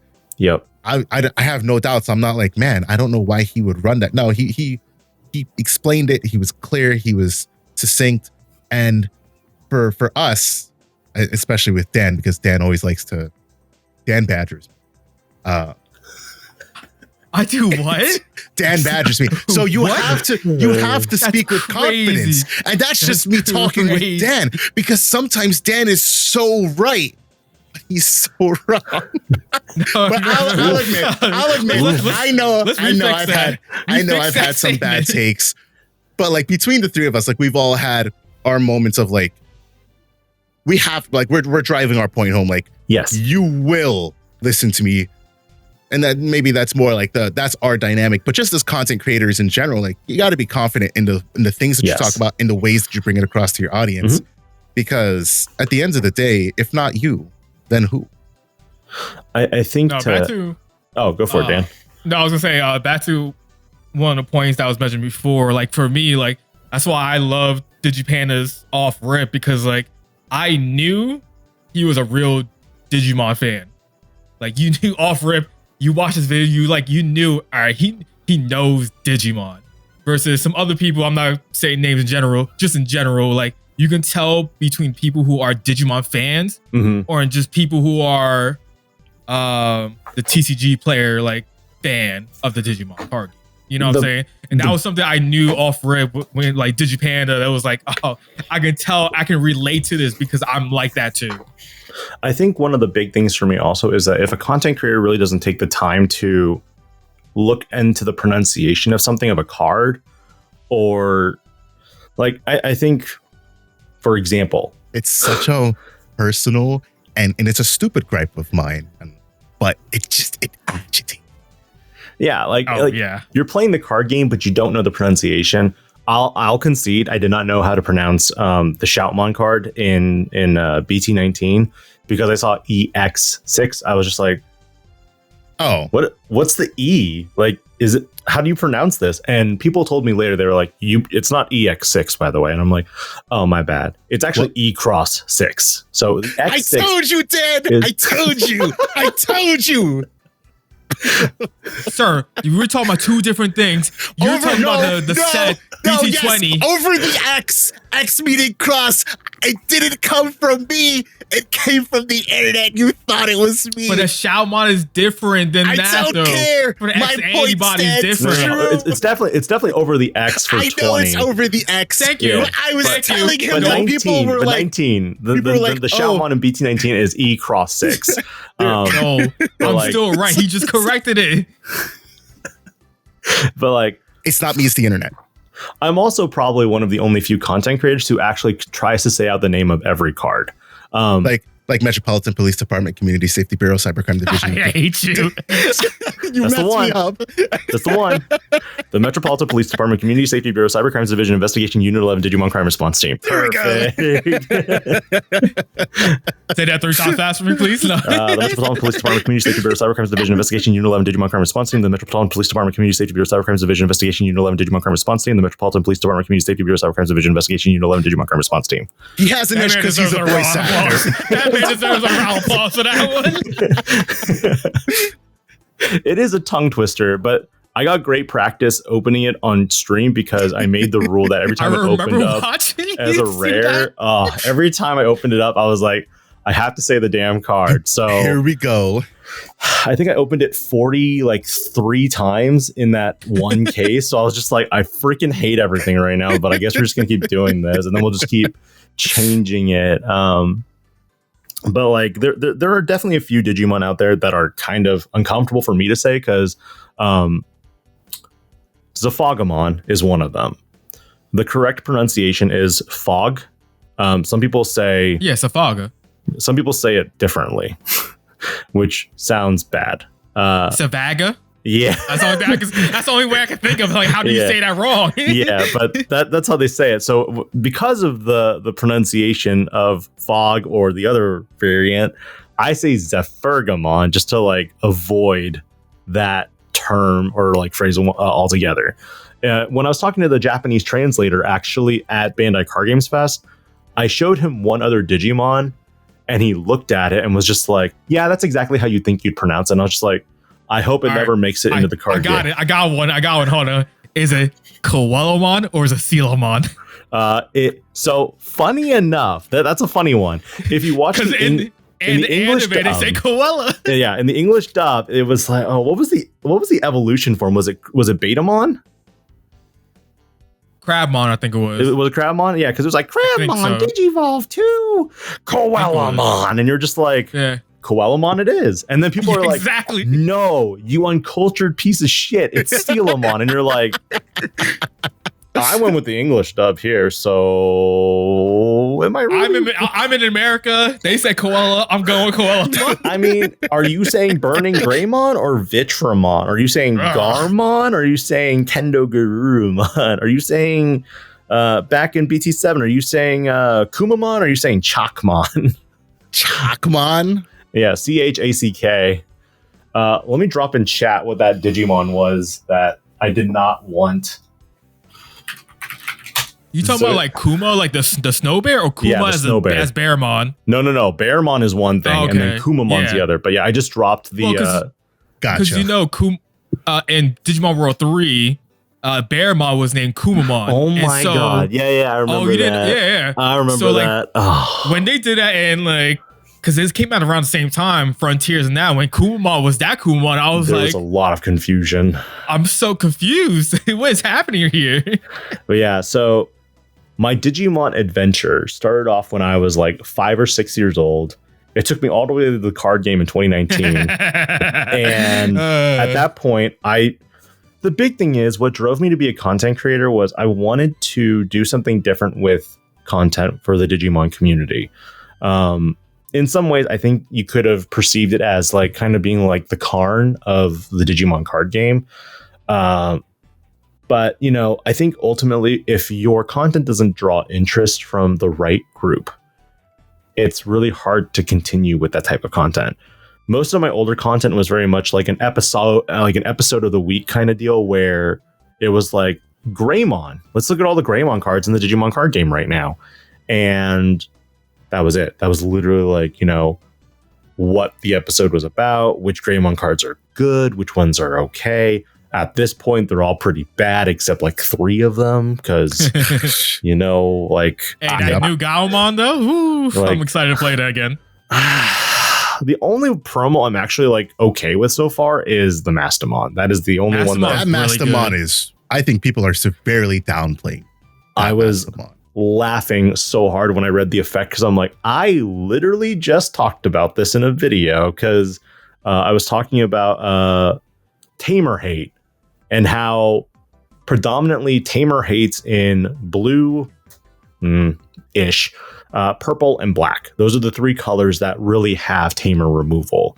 Green has it slightly with kinda. Yeah, it's not great, but it's like kind of there. At least they have it, right? Yeah, but yellow and red don't really have Tamer removal unless you count like Black War Greymon's like red component as part of it. I view it more as the black component because it's play cost related. And when they revealed the Mastamon, I was just like, yo, you literally just took the exact effect I had, because it was similar along the lines of trash your opponent's top security and then place a Digimon or Tamer to the bottom or top of their security. The difference with their effect is that they flipped it. You place one first and then trash the top or bottom. So I was kind of like, same difference, kind of. But like the overall idea of we're going to bounce the Tamer to the security and then either trash it or leave it at the bottom so that you know it's a safe security to hit. Right. That's the big thing. And then Varney, I know you wanted to also cover kind of like my history of like content creation, voice acting. We've dived and jumped back and forth numerous times along the different topics there. Did I miss anything that you were wanting to know more about?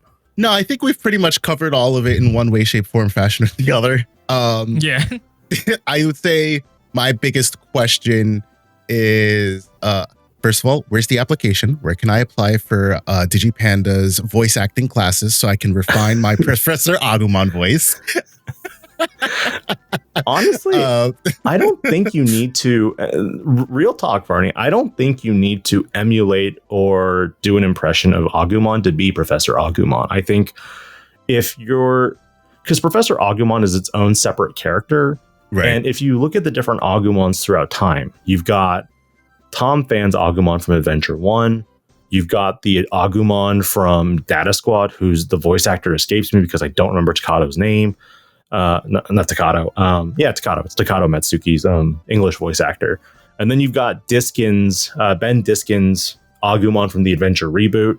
So really, you've got between Tom Fan, who's, hey, Ty, what do you want to talk about today kind of deal? Mm-hmm. And then you've also got Diskin's, hey, Ty, what do you want to talk about kind of deal? Like, it's the very, like, they're very vastly different voices. So really, it's not about trying to make a voice work for Agumon, but more so, can you be an authentic Professor Agumon itself? Gotcha. So, understood and heard. And even then, words of wisdom over here. And even then, because I took, another interesting fact, I took classes with Steve Bloom. So I don't know if you guys know who Steve Bloom is. Yeah. I know that name. He's the voice of Guilmon in Tamers, but he's also like Yamaki, the guy who flicks that cigarette lighter in the Spike Spiegel and Cowboy Bebop. Toonami. He was Tom. Yeah. Oh, yeah. Okay. Yeah. And then if you go far into like Naruto and stuff like that, he's Orochimaru and Zabuza.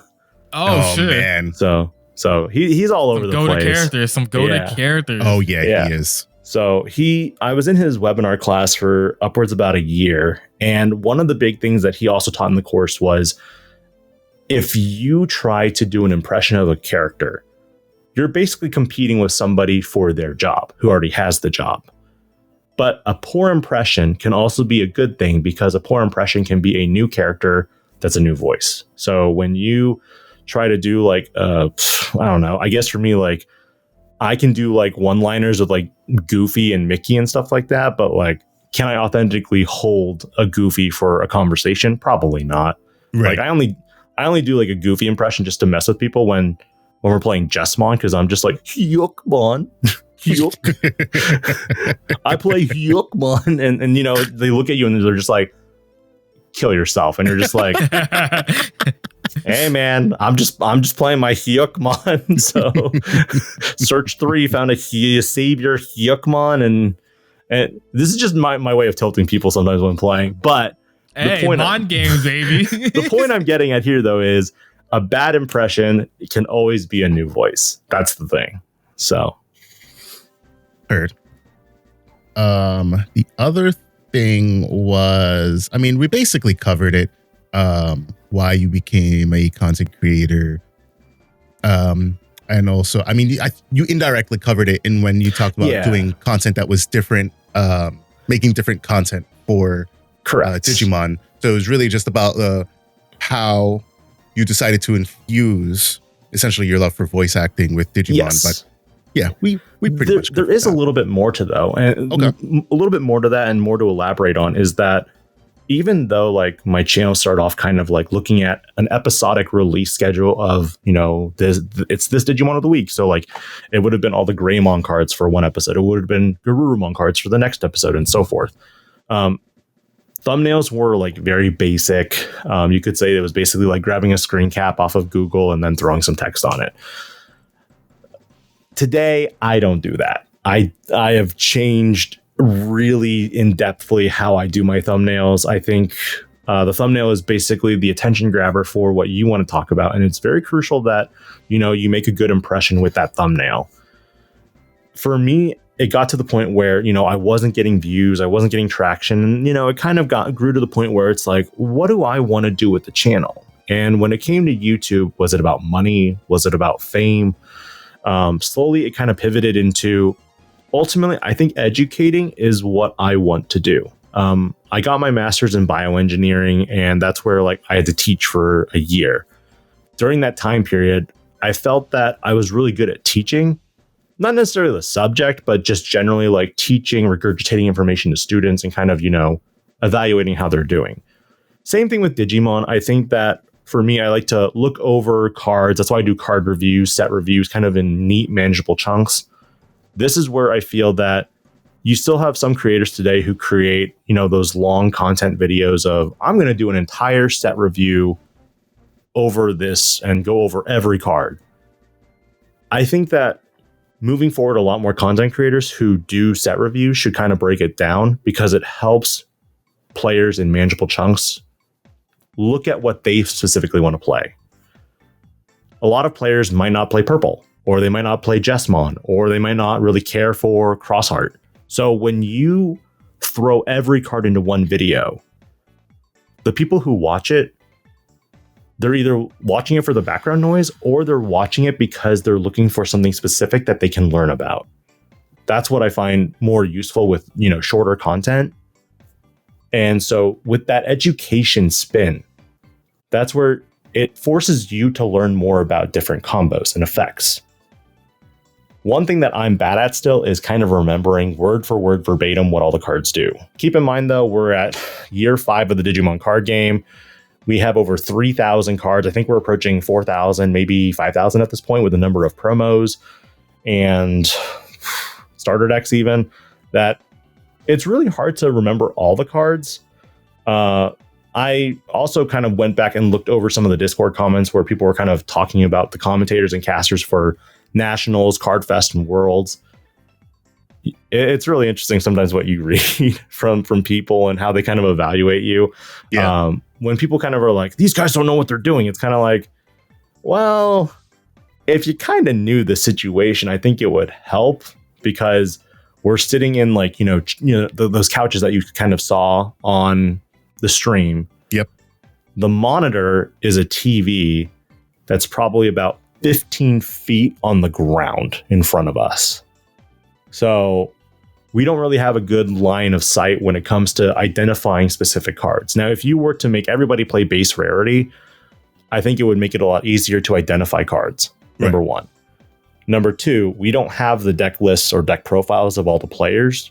I will say that we did get them for like day 2, but for day 1, when you don't have a deck list or the deck profile, you also don't have the cards in front of you. So you don't really have the capability to like double check yourself on card effects. I'm not making excuses necessarily that like I don't know what I'm doing. It's more so kind of like I want people to understand that the situation isn't perfect for like a casting.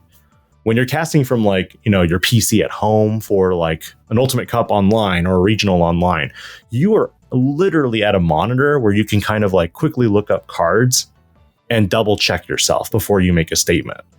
I'm a lot more hesitant in in-person events because if you say something wrong, players will typically crucify you on the spot. Like, oh, this guy doesn't know what he's doing. Why would they get this commentator? This guy sucks. And you're just like, sorry?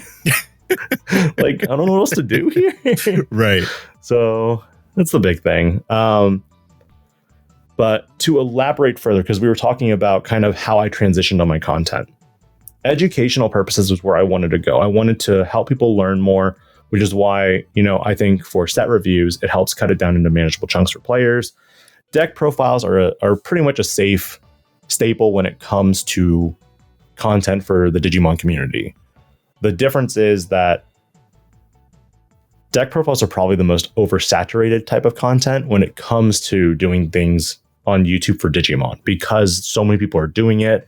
So many people are uploading their deck profiles. And everybody has a way to present their information. I think that ultimately, if you're uploading a video that someone else just uploaded like 2 days ago, elevate the content where you can so that you're providing value to somebody else who might have seen that last video. Yep. So say, Varney, you uploaded a video on Metal Garurumon, and then I wanted to upload a video on Metal Garurumon later. I would look at your video. I would see what you did, how you presented the information, and like, say you just covered a deck profile, right? Maybe in my video, I'll expand on it by talking about combos, sequences, mulligans, potential like things that, you should be weary of, tech choices, substitution cards. Maybe you didn't cover like, oh, I run protoforms, but you just left it at I run protoforms. And I'm in my video going, you can run protoforms, but it's expensive as balls. And if you're poor, you can run this X antibody instead. Like, like a different like side topic or like expansion of it. You know what I'm saying? Yeah. Yeah, no, that makes sense. So I think from deck profiles, the big thing that I think a lot more Digimon content creators are doing, and I think this is great for the headspace. I've seen you guys do it. I know KNT Elixir kind of started it.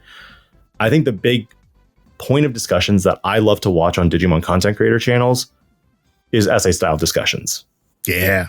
Take a topic, roll with it, talk about like anything for like 30 minutes if you need to.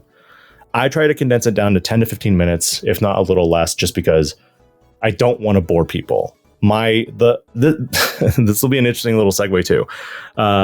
With deck profiles, we're going to jump back to this briefly.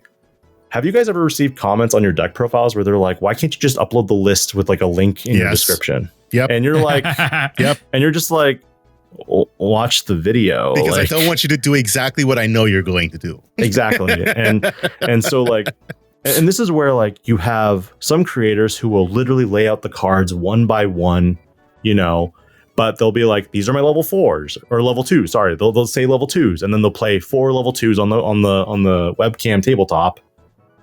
And then after they're done talking about it, then they swipe them off the board, and then they go to their 3s. And I'm kind of like, I know what you're doing, but I want a big picture of what this is and how this all works, because my brain is like, I want to see how everything connects. Right. It's kind of like, you guys watch Yu-Gi-Oh! 5Ds? Yes. Yeah. Okay, you know when you say it like hits one card and then it goes off into like 5 different tangents and connects? That's how my brain works when it comes to like Digimon cards, where I see. I promise that's not intentional by me. I've totally done that a couple times. Yeah, not intentional. It's just like move to the next. Yeah, but it's not a bad thing. Not by like, everybody does things different. For me, I know what you're trying to do, and you're just trying to increase the like maximum viewage of the video. Huang Zero does the whole big broad picture. Here's the deck profile. That's where I kind of took it from. So credit to Huang on that front. But when I give you the big picture and then you comment and say, hey, I just want the deck list. Can you like just leave a link in the description? I'm like, no, I've already compromised with you on here's the big picture. Here is, or I could either do big picture or I can do literally 1 by 1 card at a time. Like, 1, I maximize revenue. 1, you can take a screen cap and leave. Like, if you find where it is on the screen in the video, you can screen cap and leave or share it with people. That is the trade-off. If I give you the link, now you're just going to copy the link and then give it to people, and they'll not even like check out the discussion. Yep. Like, there's no point. So that's my little spiel in regards to deck profiles. But the discussions is where I think that is the best elements of Digimon, because you have so many items you can talk about. You can talk about future design. You can talk about the game development. You can talk about how certain colors are doing well. You can talk about, my personal favorites are the what ifs. Like, they don't get as much traction, but the thing about what ifs are, some of them have come pretty close to coming true. Right. Yeah. You've been pretty spot on. I'm like, is this man like working with Bandai low-key? It's like something. I don't work with Bandai. I don't work with Bandai. Yo, the way that they just pop out after, like, it'd be like months later. I don't remember which one right now. I'm trying to think off the top of the head when you just said which one it was. Like, it was the armors. It was the new armors that maybe that they had popped out and you had talked about like way back when. I was like, wow, this is pretty spot on. Yeah, like I was doing like the Armor Wars, because that's when they had I think that's when like Iron Man came out, and I was just starting to use like the whole like Armor War shenanigans. But the thing is, like, they had so much with the different armor evolutions, and then I kept thinking to myself, are they gonna do multicolors like they did in BT8? So that's where I started like pulling from to like kind of get that idea. The Seraph, I did a Seraphimon for the video, but it was talking about tamer removal. That's the other like kind of like my fix that archetype, or kind of like some of the discussion videos now kind of build into future discussions of what Bandai will do. Someone just posted on my Tyrannomon what if video from like 2 years ago and was like, dude, you almost called this Agumon to a T. And I'm like, what do you want from me? Like this Agumon that's like search for a dinosaur, or Digimon with Tyrannomon in its name and a tamer that's green. That's Taiga, but it was Ryutaro at that time, instead. Yeah. But like Bandai likes to do staple effects for each archetype. Yep. I will kind of be surprised if the Royal base deck actually switches from green black to green yellow with I think her name's Faye in BT22 for Cyber Sleuth, right? Because of the game, because she had what was it? Queen Bee?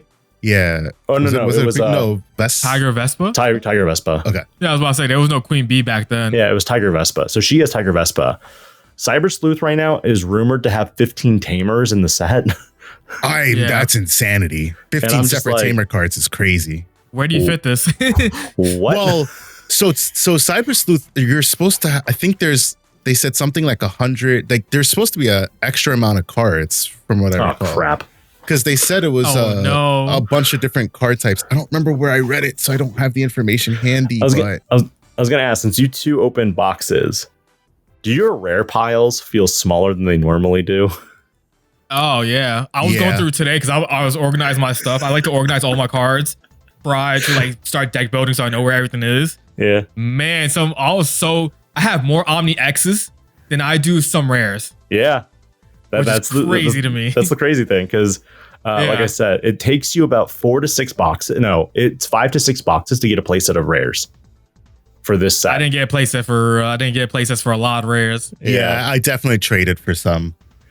The other funny thing is, I was looking at my uncommon piles because I had a lot of people buy Necromon playsets for me because I opened 3 cases.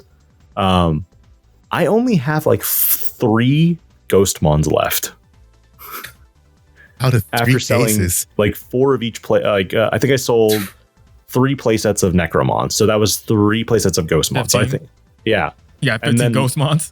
Yeah, I only got and then I have my own personal playset that I used to play, the collection copy, and then a backup copy. So 12 plus 12 plus 3, so 27 copies of Ghostmon out of 3 cases. That doesn't seem right. It's very weird ratios on this for sure. Like, your Omnis are great. Like, if you open Omnis, it feels amazing. And it feels even more amazing when you're like, lucky pack open, Omnimon, hello. Oh, right. So hype when that happened. But like, looking over all the case data, there were 2 boxes for me that were double Omnis in the box, and then 2 boxes that were double Luminamon Nenes. And I'm just like, oof. Ask and you shall get both of the best and worst case scenarios. But I think that's, and so I'm going to jump back now because the tangents, we went through too many tangents. Jumping back to where the content has evolved to. I think deck profiles are always a safe thing to do for channels starting out. Discussions are my personal favorites. For me personally, I like doing case statistics or other metrics that could be helpful to the community, because I think the community being informed of something is better for them rather than them not knowing. So, for example, if you were to say like, this set is the worst set ever in the Digimon card game, it's a subjective statement. Right. But if you can quantifiably give me and explain why the set is the worst set, I'm all ears. This is why facts and stats. Yeah. That's why I like to do the case statistics and calculations, because if you just tell me it's the worst set, what are you basing that off of? Because for me, I am quantifiably proving right now that 2.0, 2.5 all have the same statistics when it comes to needing the same number of boxes to pull a super rare or secret rare set. Right. But one thing we're missing from the data is the rares, which is why I expanded further on that for this particular video, because the rares are always an issue. And I actually haven't ever established a baseline before with BT15 or BT11. So this is the first set that defines for Bandai in the future, if you combine other sets or other cards with a core set, or make it bigger with more rares, this is how it affects the numbers. Right. And we need to be careful about that. So that's my spiel. Yeah, for sure. I know hopefully we won't get another one in the future, because obviously we'll be unified. Correct. I almost forgot that word. Holy shit. The only time that I could see that would happen is if they were like, okay, we're going to bring out BT24. It'll have 102 cards for the base core set, and we're going to combine the LM4 cards, which have 10 rares and 6 super rares, 1 secret, and then a bunch of common uncommons. And you're going to be like, don't you freaking do this to me again, man. Don't you do this. We can't do this again. Right. But if they were to be like, okay, the LM set will be released as a pre-packed pack as a box topper, then I'm be like, okay, that's fine. That's fine. If it's a pack that's a box topper, that's fine. Or whatever, Right. Yeah, for sure. Hopefully, looking forward to unification. But yes. With that being said, we are at 2 hours. DigiPanda has a child. So let's let DigiPanda get back to his digifatherly duties. I got duties. And I'll get back to my digifatherly duties. And Dan's going to go digi soul search. He's got a dog. He's still got duties. He's got fatherly duties. I heard the dog. Yeah. This is not really my dog, so I don't do too much for her. Close enough. Exactly. Yeah. All right. So DigiPanda, do we have any parting words for the audience? Barney, I wanted to thank you so much again for having me on the show. Dan, it was a pleasure as well. If you guys ever want to have me on the show just to talk, I'm always here. To all the viewers out there, always feel free to like message, because I'm pretty much an open book when it comes to like questions in regards to market, content in general. I like to help as many content creators as I can. Varney can kind of attest to that too. When I message him occasionally, kind of like, hey, you might want to consider doing this. Yep. And the thing is, as a community, we're all here to help each other. And Exactly. But most of all, if you're still watching after 2 hours of us, or me particularly, ranting about a wide variety of topics, do consider liking that video and subscribing just one more time, because we'd appreciate it. We do appreciate support from one that. creator to another. All right. And so with that being said, that is it for today's episode of DigiPod, the digital podcast. Like DigiPanda said, thank you guys for watching. And until we talk to you guys next time, peace out. Catch you on the next one.